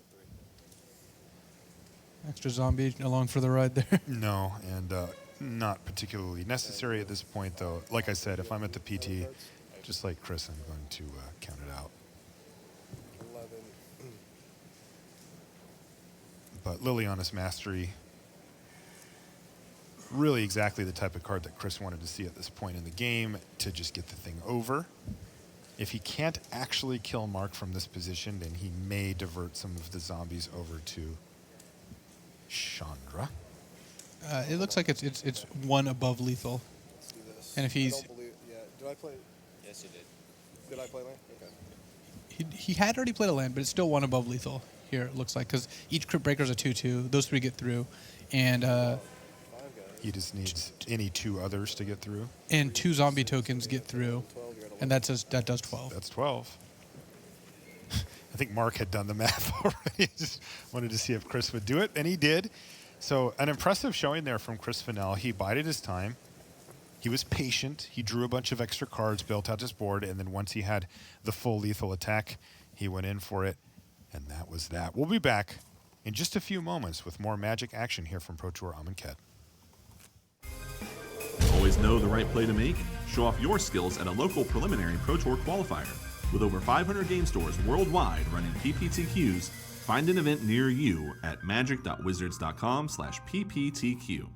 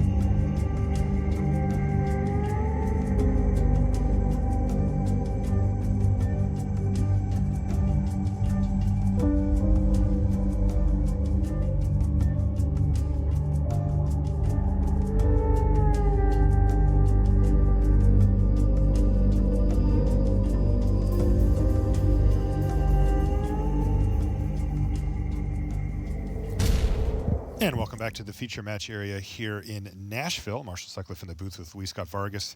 We're in round number 7. Looks like we're going to take a look at one of our side matches where our main match finishes sideboarding and shuffling. You can see back on our back table, table D, as we call it here in coverage land. That is a Ari Lax versus Alex Sittner. And Tim Willoughby down on the floor just told us that somehow Ulamog's been cast 3-4 times this game? 4 times. What is going on? I think I see 4 Ulamogs. I think there might be 2 exiled to the graveyard. I'm going to... What a weird game. Also, why is Alex Sittner still alive if 4 Ulamogs have been cast? Goodness sakes. I can't say that Alex Sittner is destroying Ari in the Battle of the Basic Lands, but in terms of in terms of what's actually happening in the game, Ari looks very well ahead. Are those the APAC lands, as they're called? They are. Yeah, I like those. How much time do we have left in the The round, by Outback way? Plains is one of my favorite. This game's going to get really stupid and complicated. I'm going to... This game is going to get very stupid and complicated, has been called by Ari. Yeah.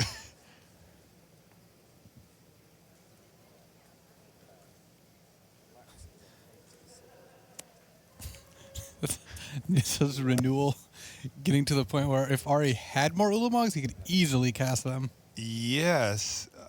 I wonder what his win conditions are if all the Ulamogs are gone. Did he run out of basics even? What is even going on here? Ari's playing 4-color Marvel. Okay. I think if it hasn't already happened yet, I think that Ari's plan here is going to be commit to memory. He's going to use memory as the Time Twister version. 4 blue, shuffle graveyards and hands back into your deck and draw 7 new cards. Because he's got 1 copy of Commit to Memory and no other kill condition besides Ulamog. Activate 21-7. Is this happening? I think I kind of feel like we have to see what happens. Our main table is going to be underway here, but I got to stick around and see how this goes. I've never seen this situation. Looks like we'll hold on for just a moment anyway, but... What do you think Alex is thinking? He's like, hey, you got to find a way to win, man. Yeah. I'm not going to do it for you. And Alex is playing blue-white flash, so like spirits like Mausoleum Wanderer, Rattle Chains, Spell Queller. So he's got enough lands to cast all his spells. If he draws a couple good spells in a row, maybe he's in a spot where to do that. All right, here we go.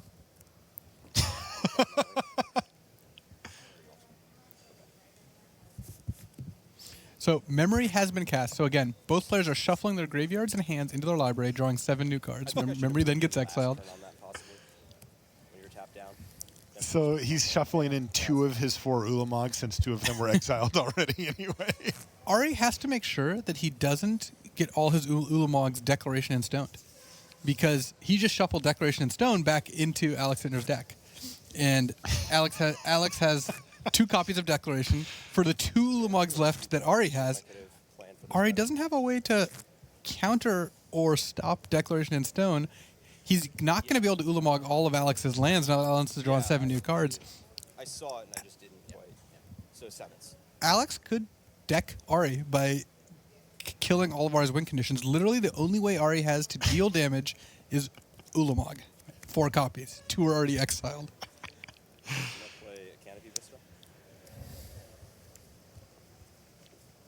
So we would not say at this point that Ari has inevitability in hand. No. This is 11. There were 2 hiding. I'm going to exile 2 planes. Okay, well, we know the game plan. Try to keep Alex off of as many planes as possible, though at this juncture, he is not able to keep him off of all of them. No, especially after with all these new cards. He's going to play Avacyn? Yeah, sure. Well, Ari says, all right. Continue with it. All right, so this is stage 1 here, right? Like, Alex has to have drawn one of his Declaration in Stones. Because I assume if Ulamog gets to start hitting... Yeah, the game will end very quickly if Ulamog is left unchecked. Right. Alex also has... There it is. Yep, there it is. There's 1 Ulamog left. Oh, man. What a sweat. And Alex also has Void Shatter, which he clearly didn't have in his hand last turn. I think he would have cast Void Shatter on Ulamog while it was on the stack. But Alex actually could beat 6 Ulamogs getting cast. He this game. could beat 6 Ulamogs. I'm going to anticipate off of that. So that was a Marvel spin there.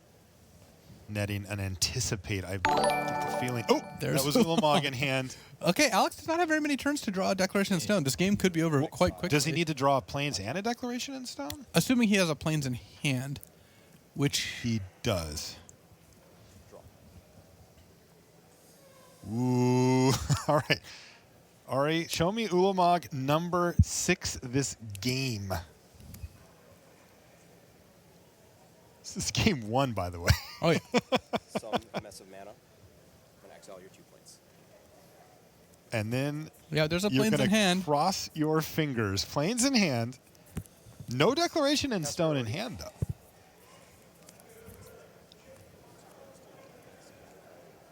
At least I couldn't see one. There's also potentially a chance that if Ulamog gets like 1 hit in and then Alex Oh, there could be a window. Yeah. kills Ulamog, that Ari could deck Alex if Alex Ulamog chowed 20 cards down. But I think Alex has enough threats that eventually he does end up winning the game. Mausoleum Wanderer, go. No Declaration. No Declaration in Stone. Now, but let's get a count.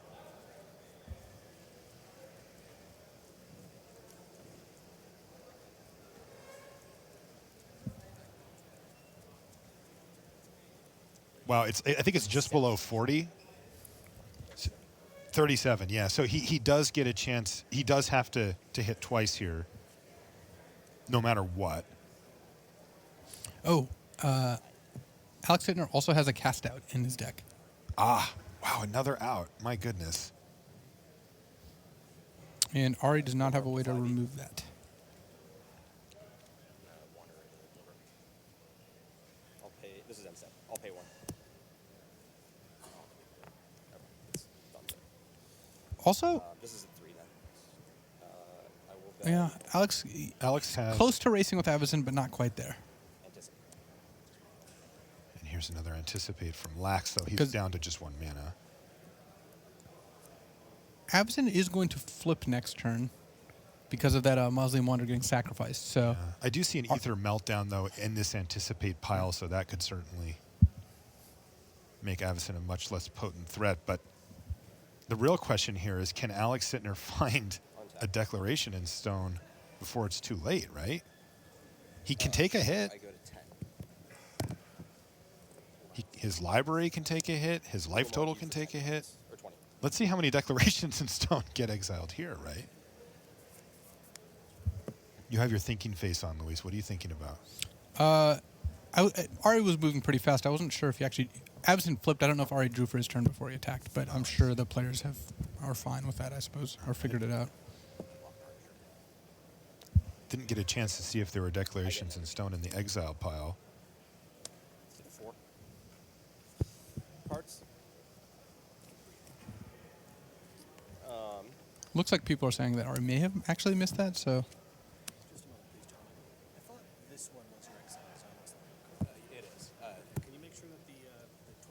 So Ari didn't draw his card for the turn? Yeah, I guess we could, if we want to have the judge inquire as to whether that happened. We probably should.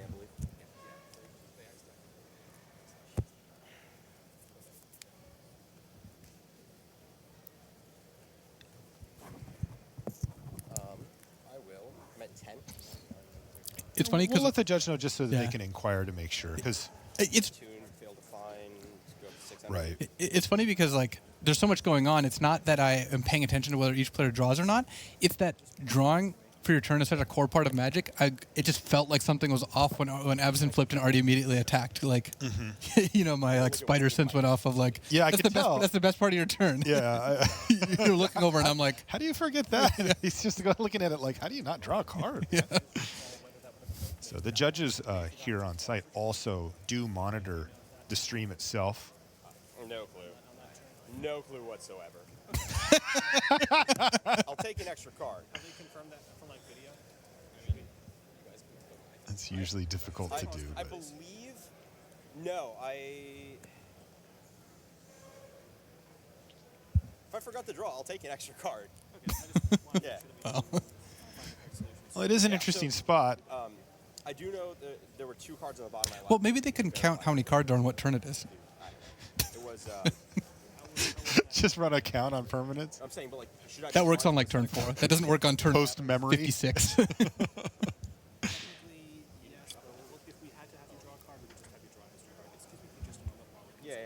Go ahead. I'm gonna get a drink of water. So why do they stay?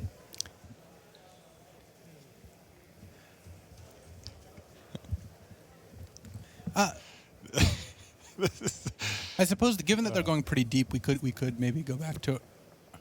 Okay. Sounds like he is going to get his draw step, as he should. I like draw steps. It's broadcasting on mine. Yeah, that's weird. Okay, it just goes to him, I guess. We've confirmed through video that he did not, in fact, draw cards. Okay. We're going to have him draw 8 cards from the top. Ari's like, sweet. Issue you a warning for a game rules violation because you failed to do it. This is the downside, though, of getting this card is that, of course, there is a warning associated with it because it is not optional to draw your card. And as much as most of us love to do it, you are also required to do it. So he will receive a warning, not a big deal. Also, I appreciate Ari's blunt honesty. I have no idea, he said. It looks like Ulamog did eat a declaration in stone. So Okay.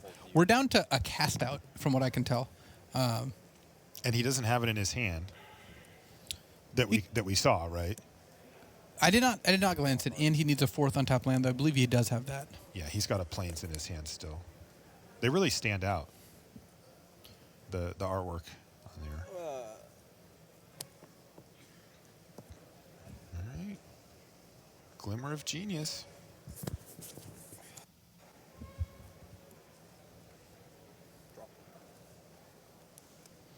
So Ari has a million ways to deal with absent fumigate as well here. Yeah, he put 1 card on top, so you know that he's got an answer. He's going to spin the Marvel, too. This has just been a crazy game.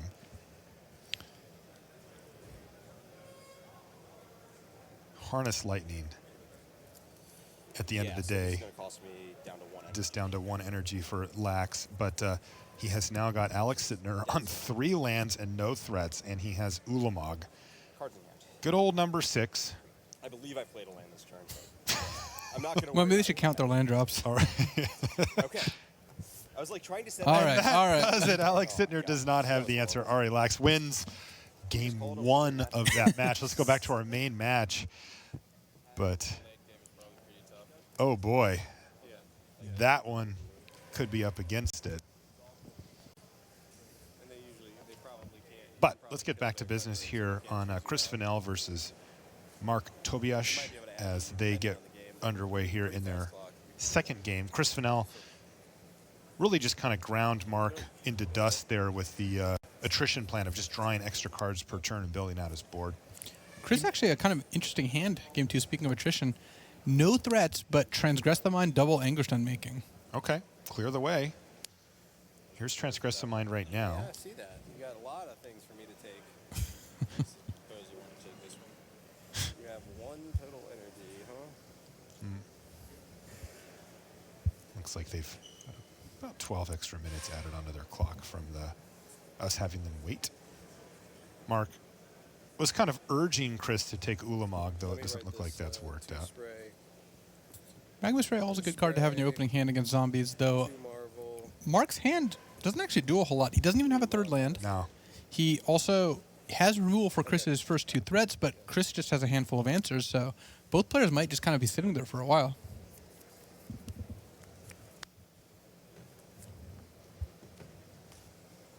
Jerry Thompson's playing against Magnus Lanto elsewhere in the feature match area. They are going to game 3. We'll see how this goes if we get a chance to check in with them. In the meantime, another Transgress the Mind. Mark. It's pretty funny. Still not afraid of the Ulamog, huh? Go. Oh, Chandra was a fairly good draw. I mean, Chris does have double Anguished Unmaking. Yeah. Oh, wow. No. Here's Gideon. I haven't seen Gideon much today, but oh boy. Attack for 7 next turn's a pretty big deal.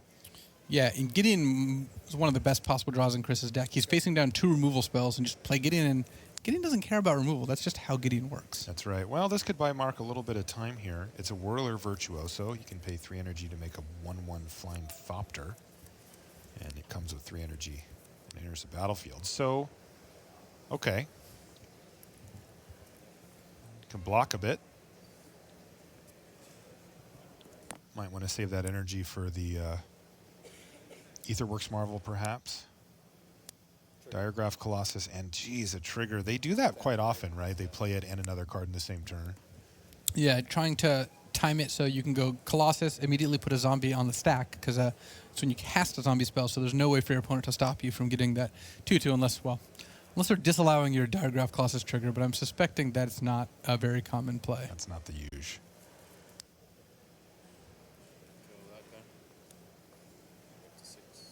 All right, there's a Harness Lightning. That's going to take out the Crypt Breaker, which was a huge problem for Mark in the first game, though he also faced 3 of them. Well, Mark is up to 6 energy. He can play and use Marvel next turn. If he hits Ulamog, Ulamog does a pretty good job of keeping you out from behind. So, Magma Spray as well. Okay, Mark's fighting the fight here. He does still have 1 Marvel in hand, right? 5 energy? Ugh. 5 energy is not great. He can draw a Tune with Ether or an Ether Hub, and that would let him play and use Marvel in the same turn. Now, will he want to expose the Marvel if he cannot spin it immediately? It's interesting because he knows now that Chris is bringing in hand disruption spells, but he's also already used 2 of them. He knows about Angerstone Making, which he knows that Chris has already used 1 of, so it... Judgment Call? It's pretty close. My guess is that if Mark's options are to play Marvel or do nothing, he'll play Marvel. Yeah, that also gives him the option, of course, of drawing a card that like costs a Whirler mana, Virtuoso. right, that makes energy the next turn. So it seems pretty clear that he should do that. Though in this scenario, he could get punished for it because Chris does have another Anguished Unmaking in his hand. Yep. 6. Go. Now, Zombies deck's quite impressive. It has a good mix of threats and disruption, and yeah, pretty low curve. It's very similar to Mardu Vehicles deck, but a little more aggressive, and it goes a little wider. Some of its cards are a little individually less powerful. No Heart of Kiran.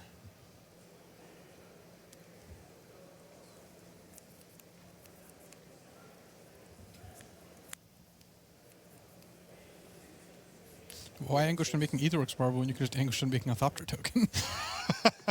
Well, when it earns you the victory, it certainly makes sense to do just that. And that is Chris Fennell winning the match 2-0 over Mark Tobias. It looked like a tough matchup there for Mark. He did get to spin the wheel a few times, and his draws weren't super great. We'll make sure that you get a fair chance to finish. But that is going to do it for that match. Now, that does leave us with 1 match outstanding. That would be the match we just popped in on Ari Lax versus Alex Sittner heading into Game 2. They've got some time extensions on there, too, so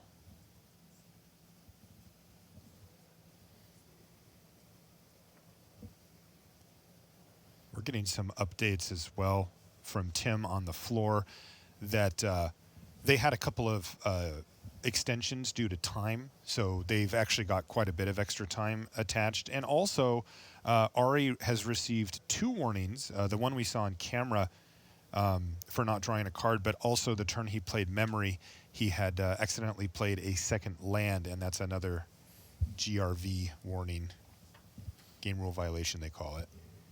So he's got to be careful there because that game got completely insane. He had 14 lands on the battlefield or whatever it was, plus all of the other nonsense going on. But he's got to make sure that he keeps it close to the vest this time, because another warning, depending on what type it is, could result in a game loss.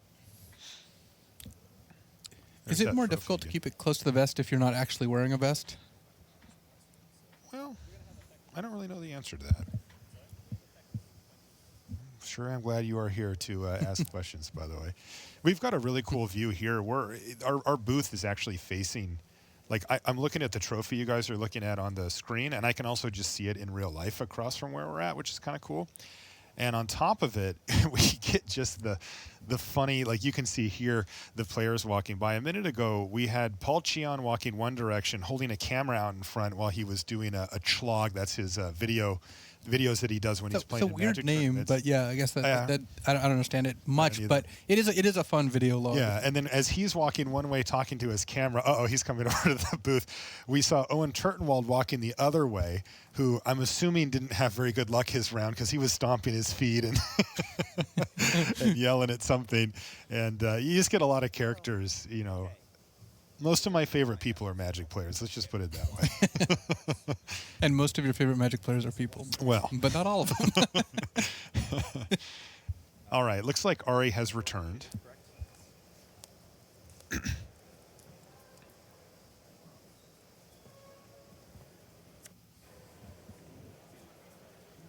And it looks like we're underway here in game 2.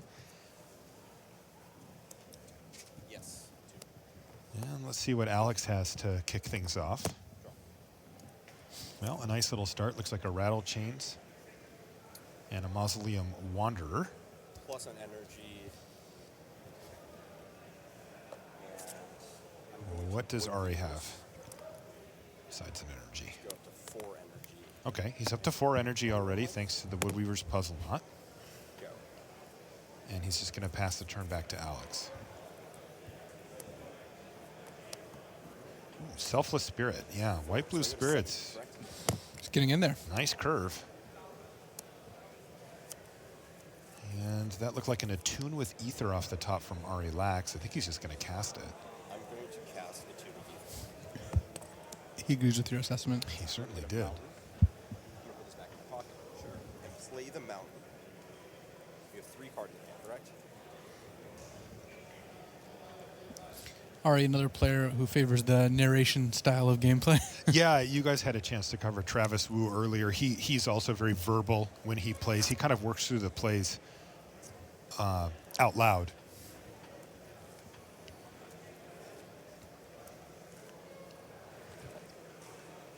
And Ari does that sometimes too. Cast Harness Lightning, targeting Master Wall. Ari's also he's big on predictions. Yes.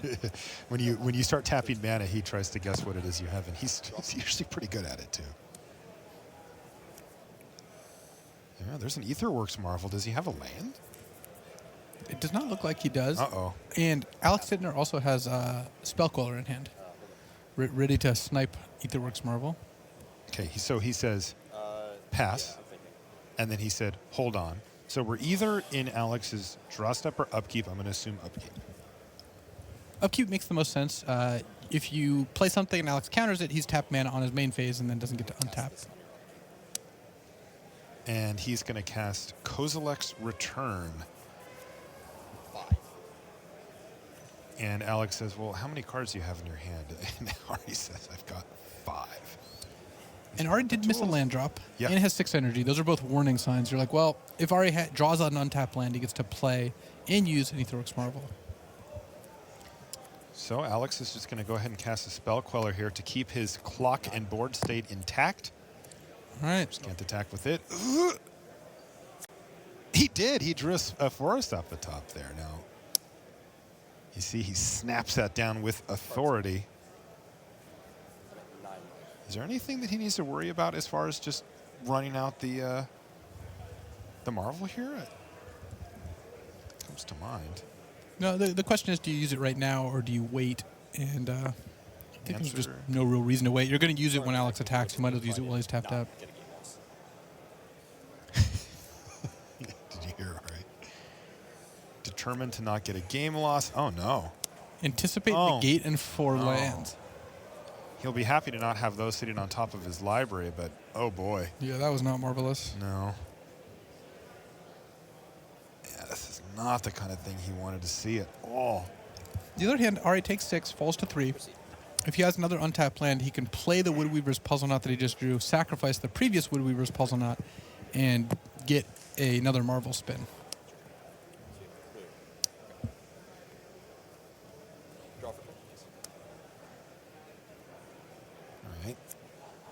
The clock continues. Ari Lax has fallen down to a precarious, at the least, 3 life. What are we responsible not? Well, make that 6. Oh, does Ari have another Wood Weaver's Puzzle Knot in hand? So Yeah, this he one's can just. actually going to get disallowed, but does he have more? Oh, if he. He has negate. Yeah, that's not going to be enough though, because he can negate or cast another Puzzle Knot. Either way, he goes up to 6, but doesn't have enough energy, and then dies to a Horde of Spirits. All right. Well, that game ended much more cleanly than game 1, and also much more quickly. Alex beat 0 Ulamogs this game instead of losing to 6 Ulamogs. It did take 6.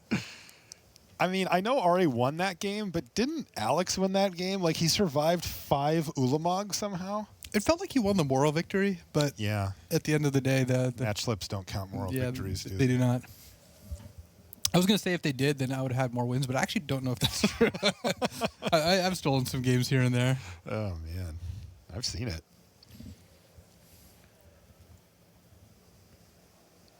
All right. One more game to decide this match. It's been a pretty epic match.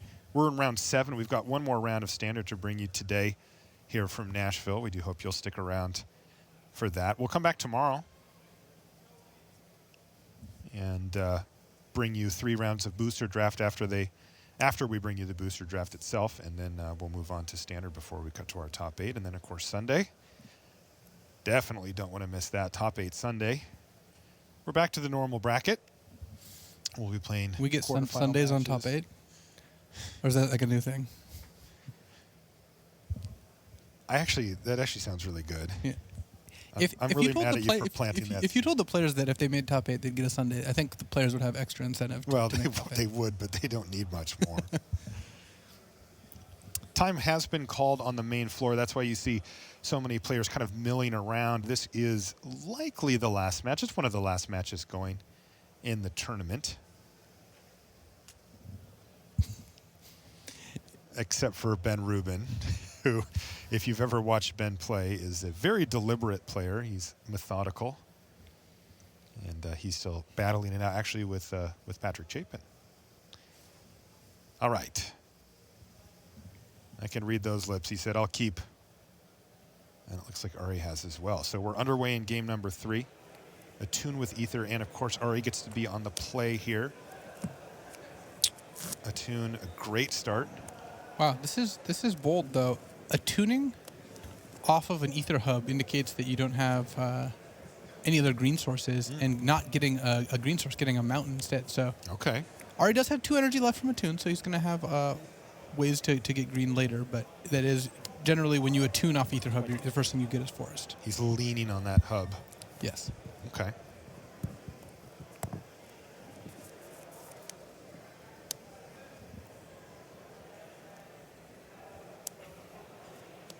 Yeah, another good curve out here for Alex, though. Mausoleum Wanderer right into Rattle Chains again.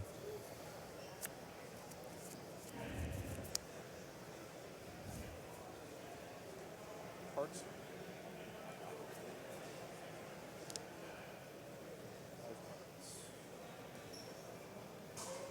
Mausoleum Wanderer, a card that's seen fringe play here and there, but never really found a home as a staple.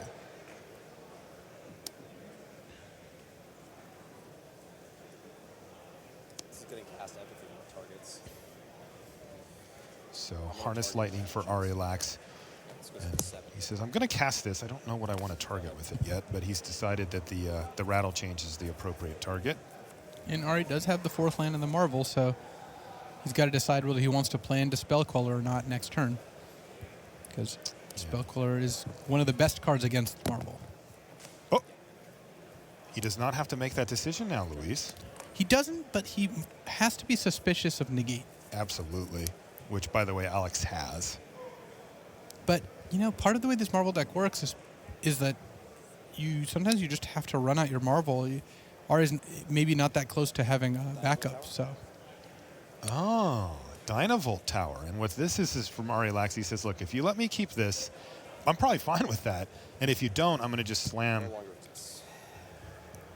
Dynavolt Tower is kind of like a mini Marvel. It's a Marvel that, against a deck with small creatures like Alex's, ends up doing, not quite as much, but enough that Alex does have to use a negate on it.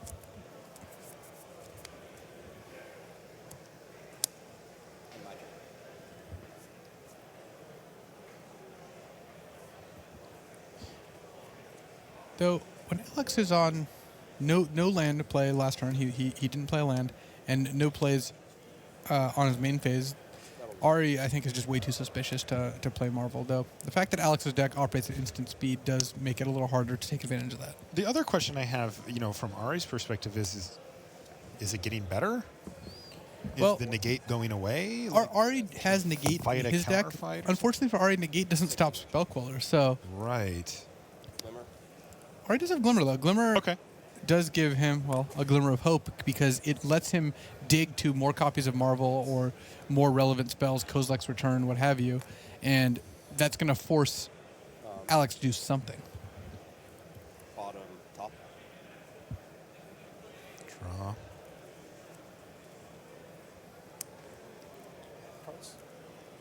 All right, so Ari's decided to fight the fight here, rather than just running his stuff into counter spells.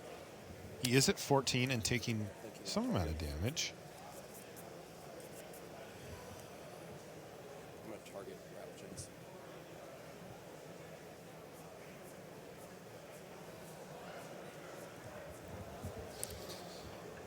So, by targeting Rattle Chains, Ari gave Alex the choice of Mausoleum Wanderer or Rattle Chains, and Alex unsurprisingly chose to sack the Wanderer, but from Ari's perspective, you might as well give him the opportunity to not do that. To make a mistake. And boom. He's going to run out the Aetherworks Marvel. He looks up at his opponent with 2 mana available, by the way, for Lax, representing that negate that we were talking about earlier. Or Harness Lightning, because Harness Lightning would also stop Spellqueller, essentially. Sure. And as it turns out, Sittner's just looking down at his hand. Selfless Spirit, Spellqueller, and an Always Watching. So it resolves. Wow. I'm surprised he let Aetherworks Marvel resolve. I wonder if he has... Maybe Alex is just that worried about Harness Lightning. Because very tentatively giving Ari an advantage here because of how good activating Marvel is. Once the Marvel misses, if it does... Put your hand over that button, because he'll know a lot more right now. Did he hit... He hit a Harness Lightning, I think. Oh, no.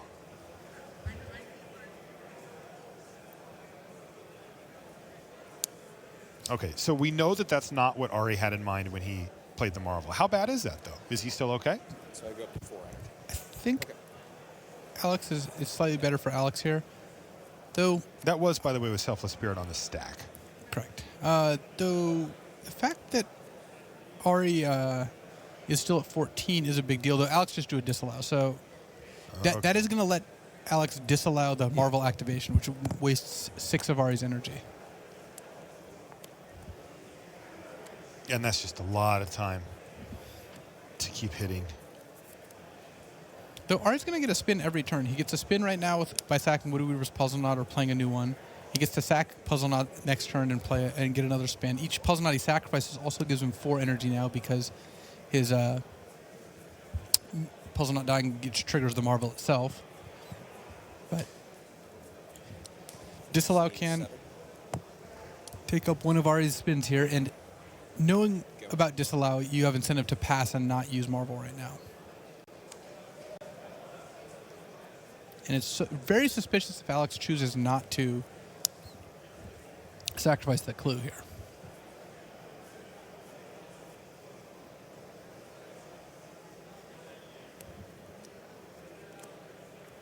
I will activate this in response going to 1 energy. All right, shield's down enough. Ari's going to respond to the clue activation. Alex still gets to draw a card off of this. See if he can't hit something. He has not ran particularly well with these hits. What did he get? This is renewal. This is renewal. So I go back up to 21. Thoughts, Luis? That's a big swing for him. Actually, that's actually a fairly large swing because Ari has Ulamog in hand. Part of how Ari's deck is constructed, he can, once he's resolved Nissa's Renewal, he, by definition has 9 mana, assuming, I guess, if he marvels into it, he could have fewer. But either way, he's got enough mana now that He's just about there to casting Ulamog. I think he's just one off, right? I think he actually has exactly enough at this point. Okay. And then next turn he can cast Ulamog. He's gained a lot of life. That's part of what Nissa's Renewal does.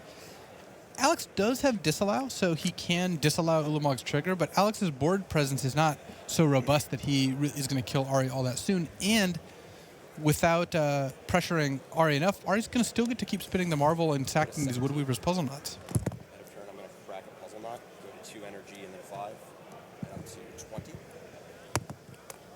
Untap. You can see Ari's being very deliberate here. Oh, you have 2 game rule violation warnings. I guess that was redundant. You really don't want to pick up a third. Right. Anticipate. He's going to kick off the festivities with an Anticipate. He's on 5 energy, 1 away from the Marvel again. But 5 energy right now. he's got a Woodweaver's Puzzle Knot. So this means that he's not casting Ulamog here. Yeah, he's just choosing not to. It's interesting. I would have expected him to want to cast Ulamog here, but he's anticipating instead. I'm going to activate Puzzle Knot, 6, and then 23 and 9.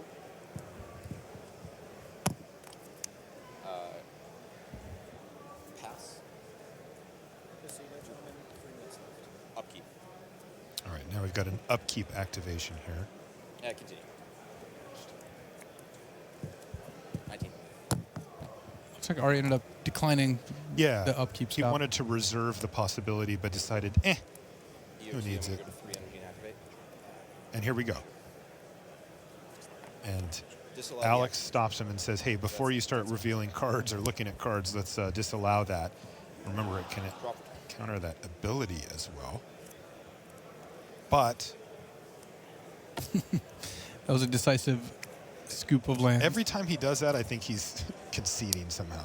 Cast Ulamog, Ceaseless Hunger. All right, Ulamog's on the stack as well as Ulamog's cast ability. Boom. How much? Look, I see the advantage bar moving here, but that's only 1 Ulamog. Sittner worked through 5 of them before finally falling to the 6th one. 19 to 20. How bad can it be? Well, without a Declaration in Stone and without always watching him play, which because Ari went after Alex's lands, it's going to be very difficult for Alex to play anything else. Alex is just not that close to killing Ari. No, he's really not. The 7 life was a nice one, too, from the Nissa's Renewal. Oh, wow. Was that negate? It was a negate, which means that Ari's 20 cards. just on, play Ulamog and protect it plan now. Yeah, and that should work because you only need to do that usually for 2 turns. Either life total goes away or enough of the library goes away. Okay, you go to 10. In this case, that was half of Alex's life total evaporating, and this one looks like it's just about in the books. This is renewal. Go up to 22. And now, even if Alex counters it, it's going to be very difficult for him to outrace Ulamog. And Ari can counter back too. He's got the negate. But I think he's going to want to reserve that negate to stop Declaration in Stone or Cast Out. Especially since looking for that pile, I didn't see any deck and stones, though. It's possible that one is lurking in there. 15. I went from 23 to 19 to 15. Yep, that's how we have it too, Ari.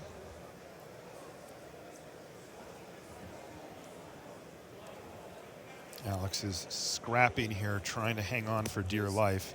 He's going to use the negate. Ari immediately puts it in the bin. Like you said, he could have negated back, but he knows that his primary game plan here is to protect Ulamog because realistically, with one more attack step, Ari should lock this thing up. Also, note one of the things Ari did, it's a little subtle that a lot of good players would do, is he already knew whether he would counter back there. He did. And he didn't even think when Alex put that negate on the stack. He just said, okay, bin the Nissa's Renewal past the turn.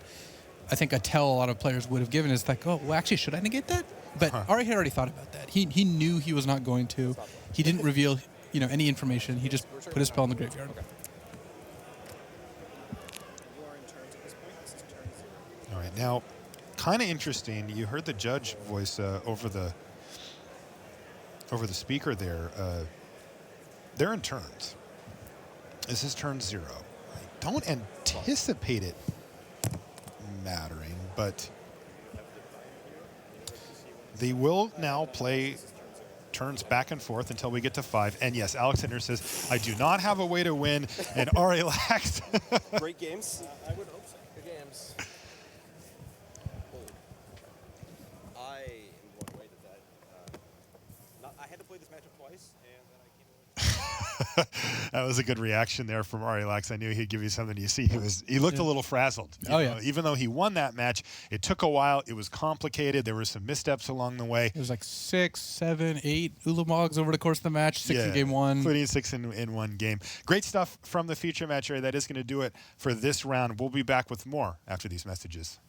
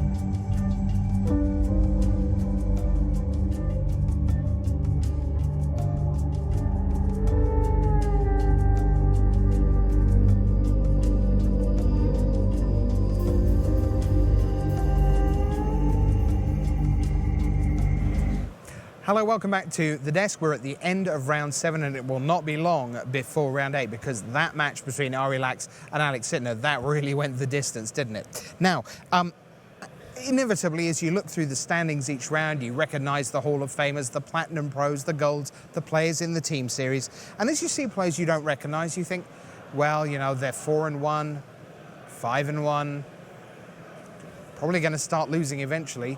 But there's several players here with no big reputations who are at 6-1 or better. I just want to take a moment to fill you in on 2 or 3 of them. Kane Reinhard, 21 years old, playing in his first Pro Tour, 6-1. Great job. Kazuaki Fujimura, well, actually has played quite a lot on the Pro Tour. 13 Pro Tour appearances. This is number 14. 51% win rate. So you think, well, okay, 3-3, 4-3, somewhere around there. 6-1. certainly the best day one of Kazuaki Fujimura's Pro Tour career.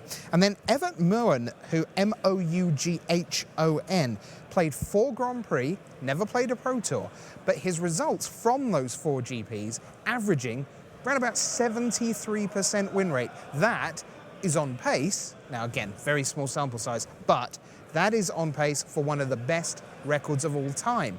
So if he was able to continue that into the Pro Tour, we'd be looking at really the start of a brand new talent on the scene. Very early to say that, but it is true that Evert is currently at 6-1. Great job by him.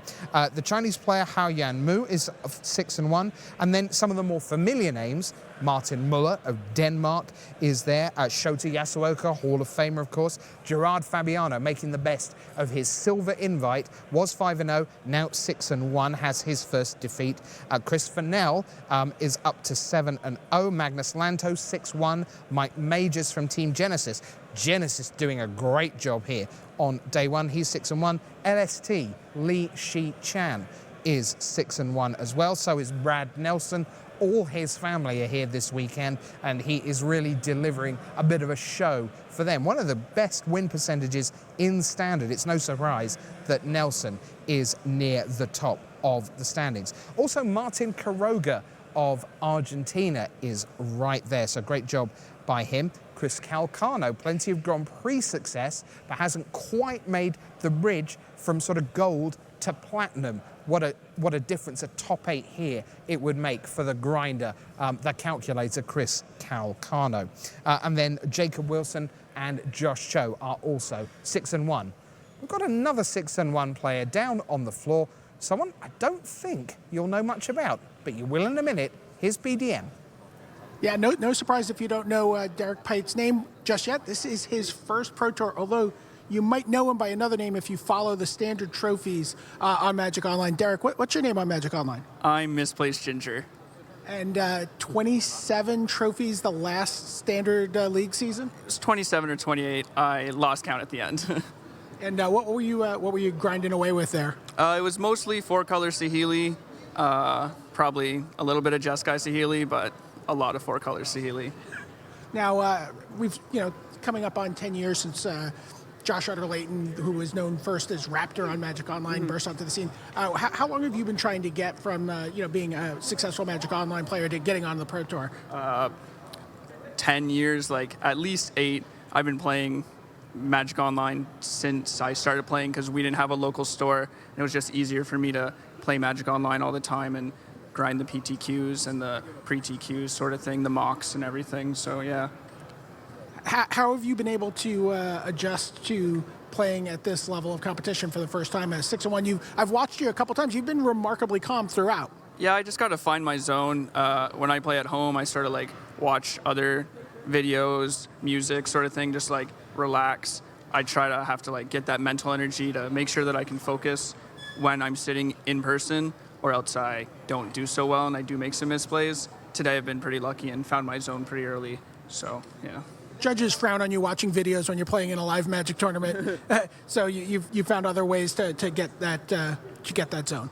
Yeah, just focus on how I think the game's going to play out, what my opponent could possibly do, and eating at the end of the day helps a lot too. You're from Canada.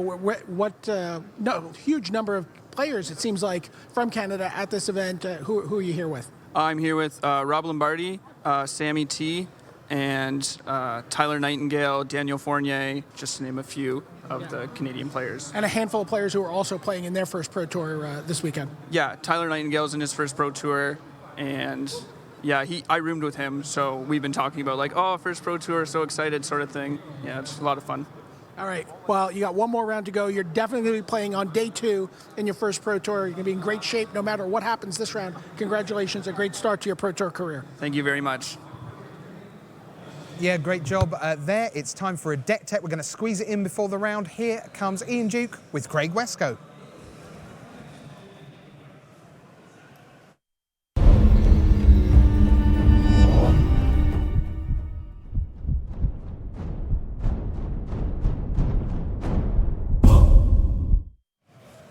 Hello and welcome to the Deck Tech. I'm Ian Duke, and with us this time is Craig Wescoe. member of Team Top Level and writer for TCGplayer.com. Craig, thanks for joining us. Great, thank you. Now, before we jump into the individual cards, just tell us a little bit about what deck you brought this weekend and why you brought it. Well, shocker, I'm playing a white weenie deck.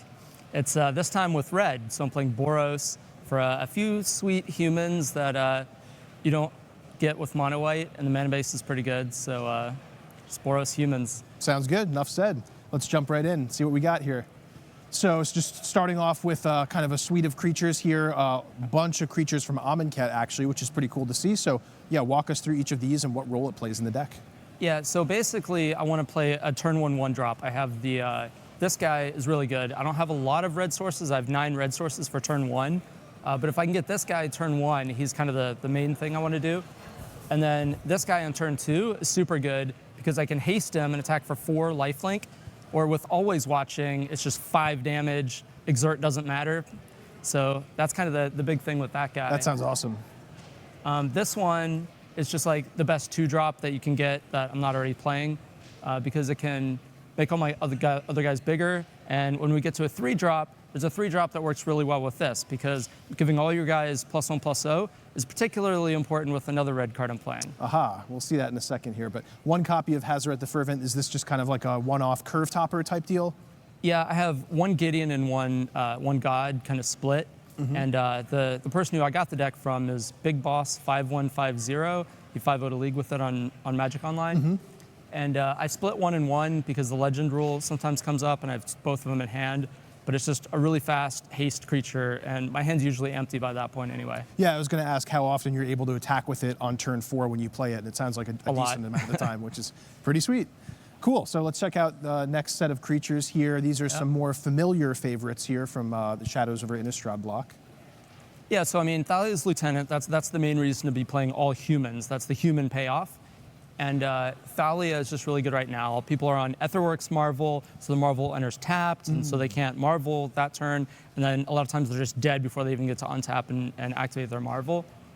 And also, yeah, if you're trying to block LOL, good luck. It's also fairly hard to kill with Fatal Push, which is a removal spell that's picked up a lot of steam since Shock is no longer needed against like the Saheeli combo, for example. So exactly, a little bit of a change in the metagame there as far as removal spells go.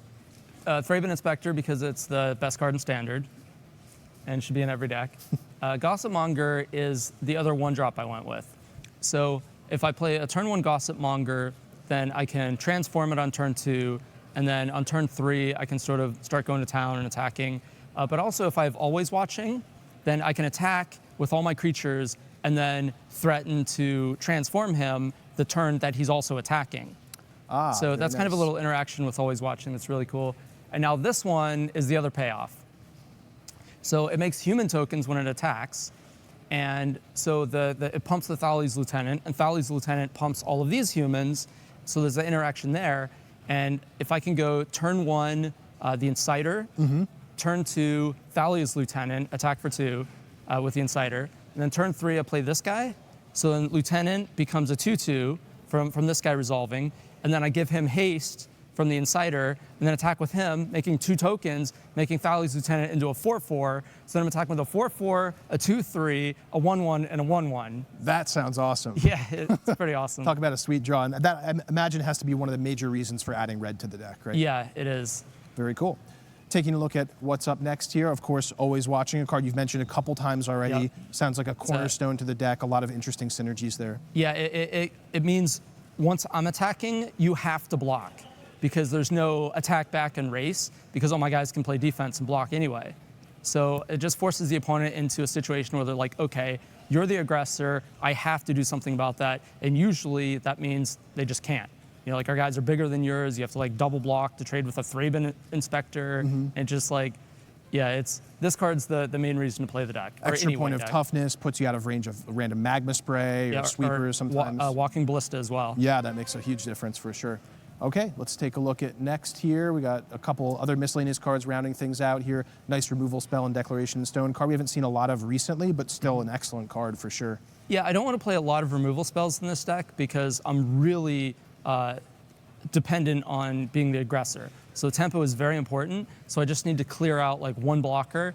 And so I only have the 2 Declaration Stone and then the 1 Gideon. as kind of the other curve topper instead of the second Hazoret. Sounds good. So next we have a peek at the mana base, I think, here. Moving on to the next here. Well, maybe you can just walk us through. Yeah, here we go. Yeah, so the lands are pretty self-explanatory. This one's really good, especially with Always Watching, like everything. But this one, it does two important functions. The first thing is it gives all my creatures haste. So my opponent could be like, all right, well, he's got the Always Watching, he's attacking with creatures, but like I'm still trying to race. And then I can play the 3/1 that I can get lifelink, so just haste him, drain life you for 5, basically. That sounds awesome. Or I can transform with the. Have you actually Garrison. gotten to meld Hanweir Garrison with Hanweir Battlements yet? I haven't. I was 1 turn away in my feature match. Oh man, well hopefully you get to do that sometime this weekend here. Yep. So that's been awesome. I think next slide is just rounding out with basic lands here, so pretty self-explanatory. Yep, planes. So anyway, that wraps up the deck very nicely. Deck looks great. It's kind of right up your alley as far as, aggressive white creatures and, lots of attackers. So hopefully that works out really well for you this weekend. Thanks again for joining us, Craig. I'm Ian Duke, signing off from the Deck Tech.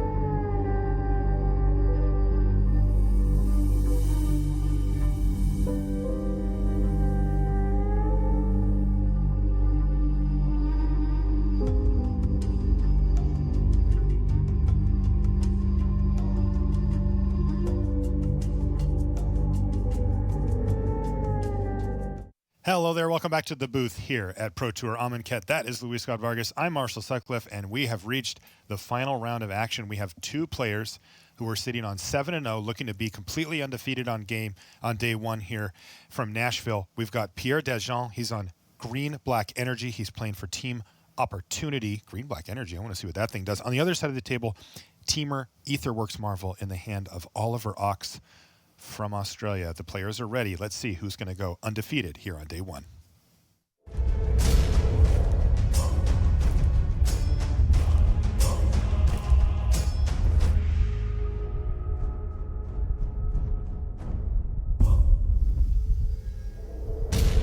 Hello and welcome to coverage at Pro Tour Amonkhet. I'm Marshall Sutcliffe in the booth with Luis Scott Vargas, and we are ready for round 8 action. This is the last day of Swiss here on day 1. Down in the feature match area, we have 2 undefeated players, starting with Pierre Dageon from France. He plays for Team Opportunity. He is playing black-green energy. We'll get into that. It looks like he's made a little sculpture for us here as well. On the other side of the table, Oliver Ox from Australia is playing Teamer Aetherworks Marvel, sitting at 7-0. He doesn't look very happy about it, but hopefully we'll turn that frown upside down. He's got some spicy ones in this deck. Luis, you and I were taking a quick look. Wow, look at that pile of dice. It just looks like one from is great, here. yeah.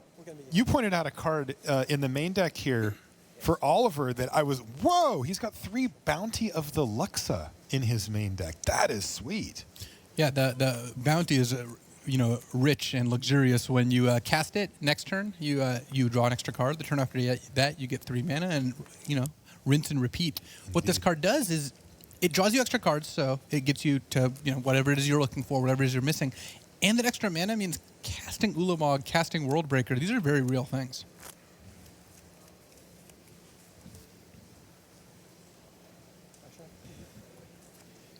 All right, well, he's going to start things off with an Ether Hub and Attune with Ether. And an Attune with Ether for Pierre as well. Now, what do you see from the list here from Pierre Dageon? What is he trying to do? Is this an aggressive, assertive deck? Is he... What's the plan? So if you dial it back to Pro Tour Aether Revolt and the green-black Winding Constrictor deck. Yeah, I remember that. Yeah. That is this deck. It has an energy sub-theme, but you still have 4 Winding Constrictors. You have Rishkar, Pima Renegade, Walking Ballista, Virtuous Gearhulk. So you have the +1/+1 counter theme. You also have 4 Greenbelt Rampager, 4 Long Tusk Cub, 3 Bristling Hydra, and 4 Glint Sleeve Siphoner. So they're all cards that care about energy, and all these cards combine well to make a potent aggressive strategy. Okay, so we are going to see 2 different takes on Standard here. Oliver opting for a more value-oriented approach with the bounty of the Luxa in there. But he, of course, also has the explosive element with 4 Aetherworks Marvel and 4 Ulamog, the Ceaseless Hunger as well. He also came prepared for aggro. Speaking of explosive, he's got 2 Kozilek's Return and a Sweltering Sun. So he's got 3 sweepers in the main deck, which is 3 more than most Marvel decks, and a very good plan against the low-to-the-ground aggressive decks. Was that an Arabian Nights Mountain he just searched up? I sure Because hope you so. know what? I like this guy. This guy's got style. It is, and yeah, I've actually known Oliver for quite some time. I've traveled with him to, a random Grand Prix, many years ago. Me and Paul Chian actually hung out with him a bunch because he, from Australia, but also lived in Japan for some time. So I see. Cool seeing him playing on the Pro Tour and, of course, crushing it at 7-0. Crushing it right now. My goodness.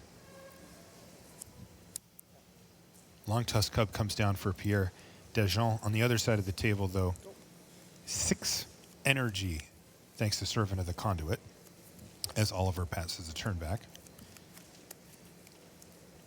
And playing against Marvel, when they hit that number, they hit that 6, and you're just like, well, at some point, if you have an Aetherworks Marvel, I can't do anything. If you spin it and you hit Ulamog, I really can't do anything. And I think that Pierre's just going to craft his game plan as if maybe that just isn't going to happen. There's not a whole lot he can do to change that.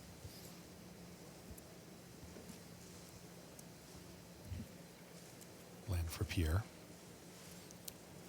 The only thing that Oliver could have done better is he should have paired his Arabian Nights Mountain with an Arabian Nights Forest. It's not a thing. You're not going to get me on that one. All right, well, here's a Winding Constrictor now for Pierre. Which also, by the way, does work with energies.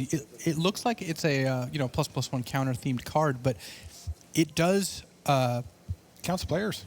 Count players, and energy does go on players. So it is something. It's kind of like a dual threat in Pierre's deck.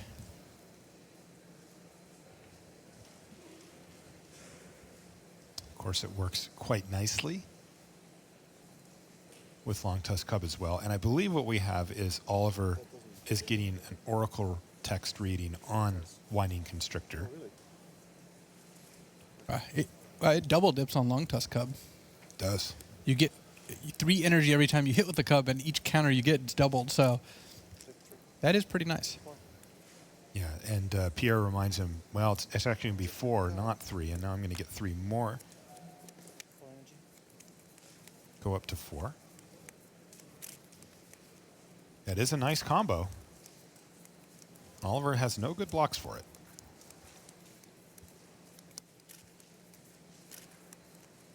So a Greenbelt Rampager is going to be the follow-up for Pierre as he ships the turn back to Oliver. Does he have the turn 4 Marvel? We played that land real quickly. Yeah. No one's ever tapped slowly for a Marvel. No. And there we go. Aetherworks Marvel. The question is now, when? Do you do it now? Do you wait? In general, and we'll see this more often, players tend to just use Marvel now. Part of the reason in many Marvel decks is that if you hit a Planeswalker, Chandra, Torch of Defiance, for example, you want to be able to activate her. Sure. However, Oliver's Planeswalker of choice is Bounty of the Luxa. So there's no reason for him to activate right now. And the advantage of waiting, which is what he chose to do, is if he does hit an Ulamog or a Worldbreaker, he gets to block because Pierre may have made an attack that ends up favorable for Oliver. Not that Pierre has much of a choice here.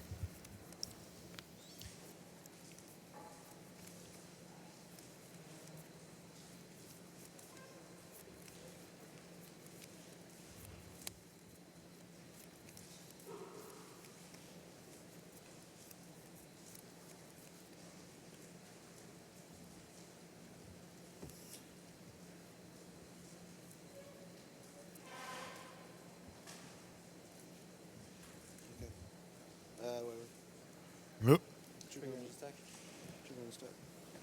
Okay, so he's going to say, you cast Bristling Hydra, trigger on the stack. So he wants the Hydra to resolve and be in play. He doesn't want Pierre to have the energy yet, because if he hits Ulamog, he may have the option of exiling the Hydra. Though, he didn't hit Ulamog, but he had a kind of interesting one. What did he hit? Sweltering Suns. And that would, because the energy isn't there yet, kill the Bristling Hydra and kill the Winding Constrictor. Would not kill the Greenbelt Rampager or the Longtusk Cub. By the way, this is game 1. He's got a singleton copy of that in the main deck. Yeah, he does.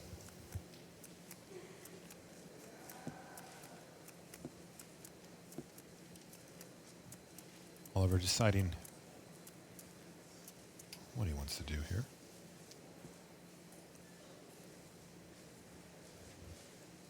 Two old school Magic pros going at it on our back table. Gabriel Nassif versus Gerard Fabiano. Nassif takes game 1. Cards at 3 cards. Yes. It's a tough decision here for Oliver. I still think that Sweltering Sun's going to end up being pretty good. Yeah, that's what he ended up going with.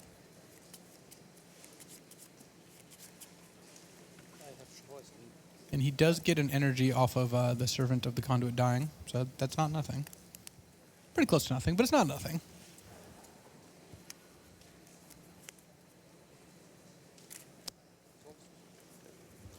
One energy. I got 4 energy from Hydra. Oh, yeah. Pierre gets energy that was still floating on the stack there. And as you mentioned, Luis, Oliver's going to pick up 1 energy from having his permanent die. Yes. Sorry, you're at 16, correct? Yeah, that was pretty good, but it certainly didn't get him out of the situation he's in. No, definitely not. And Oliver's going to need a Woodweaver's Puzzle Knot. Maybe a chump blocker like a Rogue Refiner would be decent. But he's technically facing lethal next turn. Longtusk Cub, takes giant bites out of Oliver here. It's actually a 6/6 by itself. So wow. Pierre and has the 2 energy from connecting with it. So the Longtusk Cub is lethal without the help from the Greenbelt Rampager. So he's going to need another way to get this Aetherworks Marvel spinning again, or something to block. Okay, Tune with Ether gets him halfway there.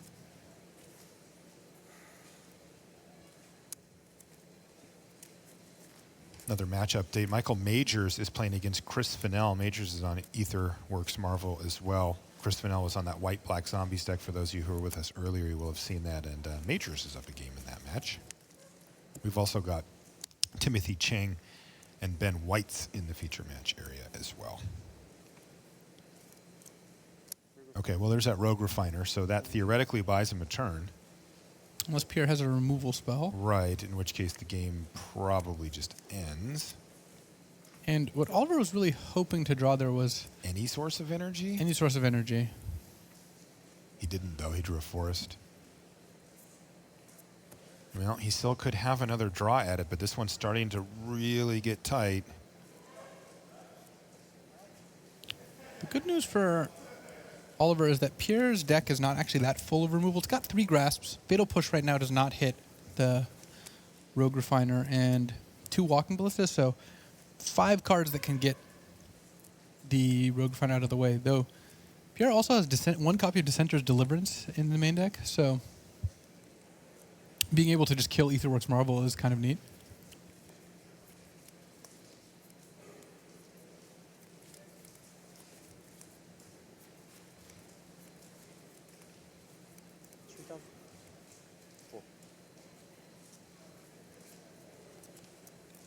You might think that it actually is further in case of further in Pierre's advantage, but if Oliver hits on this Marvel, that's much stronger. Though actually, well, Chad actually has a good point. As surprising as that may be, you can if Pierre uses a removal spell on the Rogue Refiner, it actually sends Oliver to 6 energy. So that was a good catch, and that will let him spin the Marvel before Pierre attacks. So sure, if it's not exiling it, then that's true. Does seem very difficult for Dejan to actually get the job done this turn, doesn't it?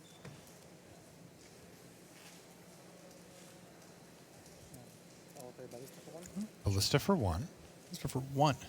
Because he's Because got we got something Rishkar, else. or no? He's going to make some energy with Ether Sphere Harvester here. Oh, well, that makes it easier. Flying, For you. get 2 energy, crew 1, attacks, you could pay an energy. Gets lifelink. Triggered a bit? Yes, it's a trigger. Triggered a bit. And he's just going to pass. He doesn't want to put that Rogue Refiner in the graveyard. But this opens up the door for Oliver to just have a way to make energy or draw one. No.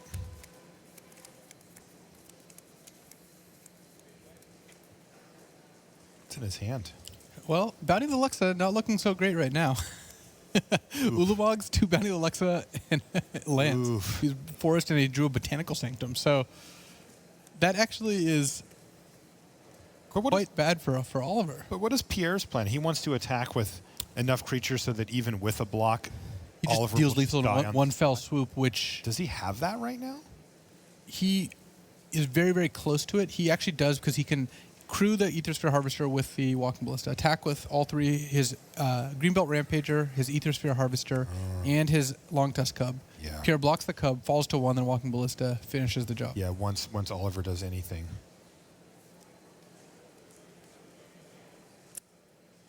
Okay.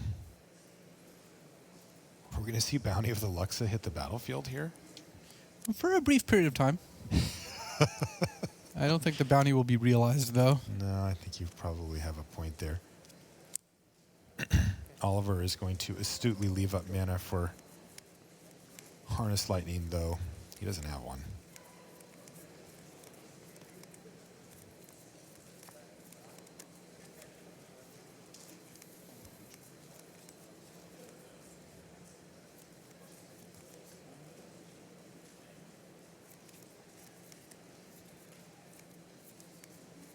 Pierre trying to figure out what goes wrong. What could Oliver have? I mean, Harness Lightning is the answer, as you said. There's not a whole lot Pierre can do about Harness Lightning. It by itself already just gets Oliver to spinning the Aetherworks Marvel, and I don't think Pierre is going to have an easy way to play around it. Right. So he is incentivized to just go for it here, potentially. He's going to play a Bristling Hydra. Oliver can do nothing but say, thumbs up, you got a Bristling Hydra.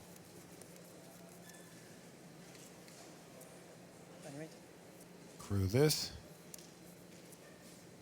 Oh. Pierre, he's only attacking in the air, Luis. yeah, he's playing around Oliver having Harness Lightning, I suppose.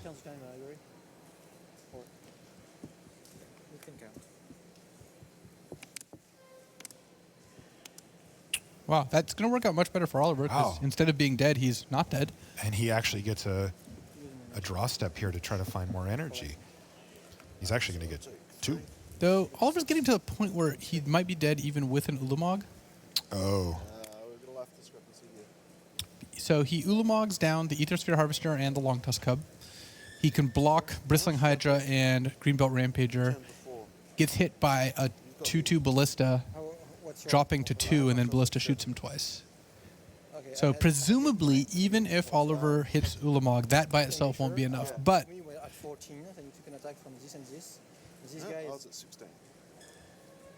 is there a life total discrepancy? Yeah, there's a life total discrepancy, and they're just working it through with Ricky there. You actually took 6 and 3, 9. Yeah. So you went to 7, and now you had 4. You're right. I'm sorry. I'll give you some updates while we let the players sort out the life totals here. Gerard Fabiano and Gabe Nassif now sitting at 1 game apiece, and Timothy Chang is up a game over Ben White's on that back table as well. Well, Oliver's at 4. That was an amazing draw. It was a Harness Lightning. That's exactly the card Oliver needs because it not only generates energy, it also can potentially deal with an attacker. Though all of Pierre's creatures are large enough that that's not necessarily the case. What about the Ballista? He can shoot Ballista. He won't get energy then because the Ballista will fizzle the spell by removing the last counter. But it's a 2-mana spell, so Oliver needs to draw. He drew Servant of the Conduit. That will get him to 7 energy, and then he has Harness Lightning, and it's a blocker. So the advantage bar has shifted, though it is pending the spin. The result of the Aetherworks marble spin, as it always is. Yes, the advantage bar tends to swing wildly when people are revealing cards for their marble.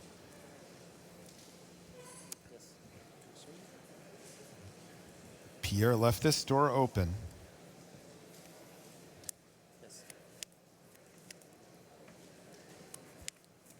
Will he get punished for it?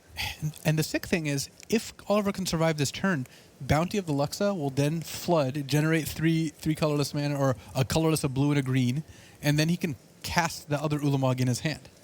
Are you serious? He does have 10 mana with the 3 additional. Unfortunately for Oliver, Pierre does have Grasp of Darkness in hand, but because Harness Lightning plus Servant was a +2 interactive spells, I don't know. We've got a shot here. This is going to be a very interesting game. Also, it highly depends on how Pierre chooses to attack. Pierre so far has shown some reluctance to attack with everything.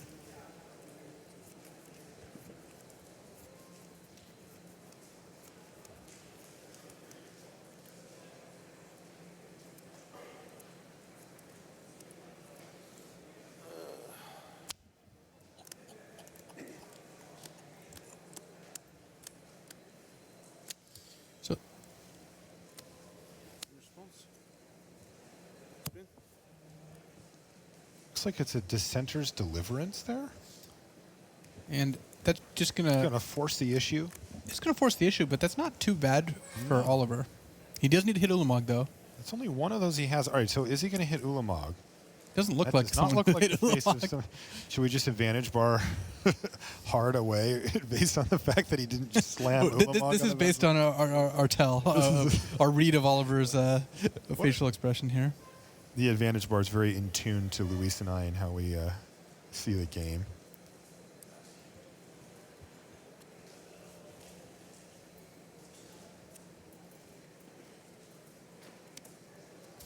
He found his own Dissenter's Deliverance. What in the world?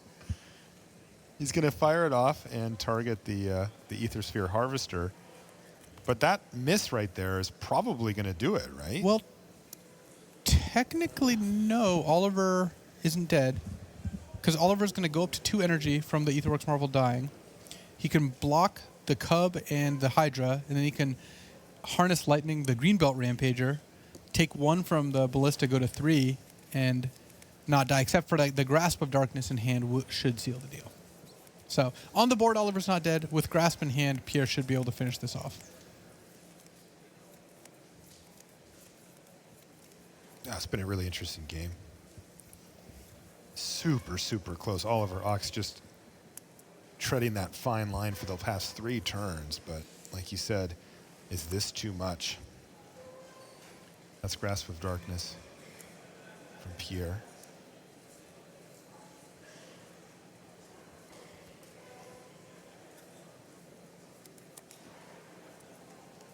And down goes the Servant of the Conduit.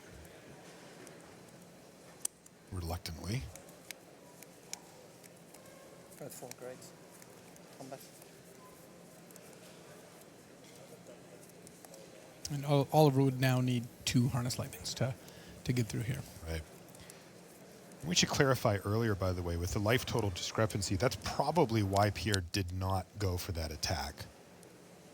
He either thought, or we did, that the life totals were different than they were, and he was probably setting up a 2-turn window to kill his opponent, and that would make sense for that.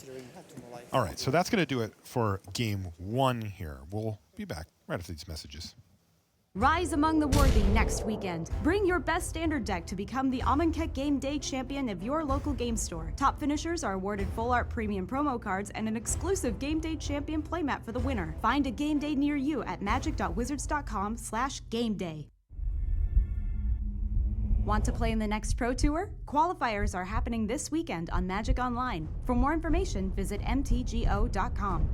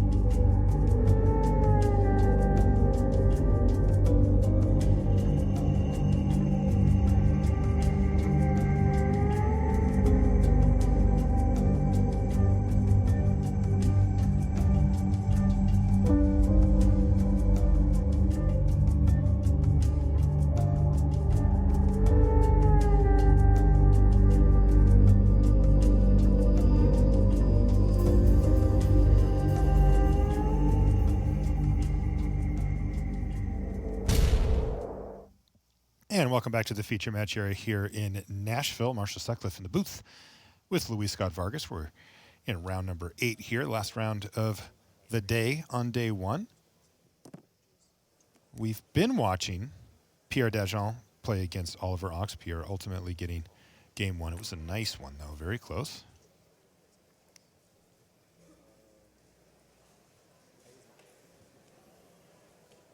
Take a look at our feature match area here as well. There's a trophy in the middle and our 4 feature tables around the outside.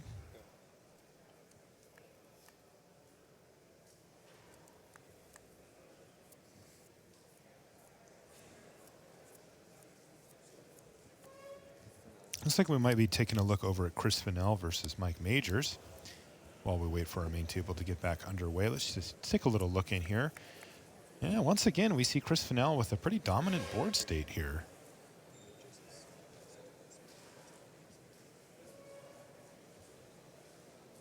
Majors looking to play a Harness Lightning here to try to get that Aetherworks Marvel active, and he's going to do just that. Just using it for the energy. And here we go. Off to the races. Man, we have not seen a lot of great Marvel hits here. Well, what was that? What was the best one there? A Rogue Refiner? Sweltering Suns actually is not insignificant here. Oh, Sweltering Suns. Okay. not insignificant might be an understatement.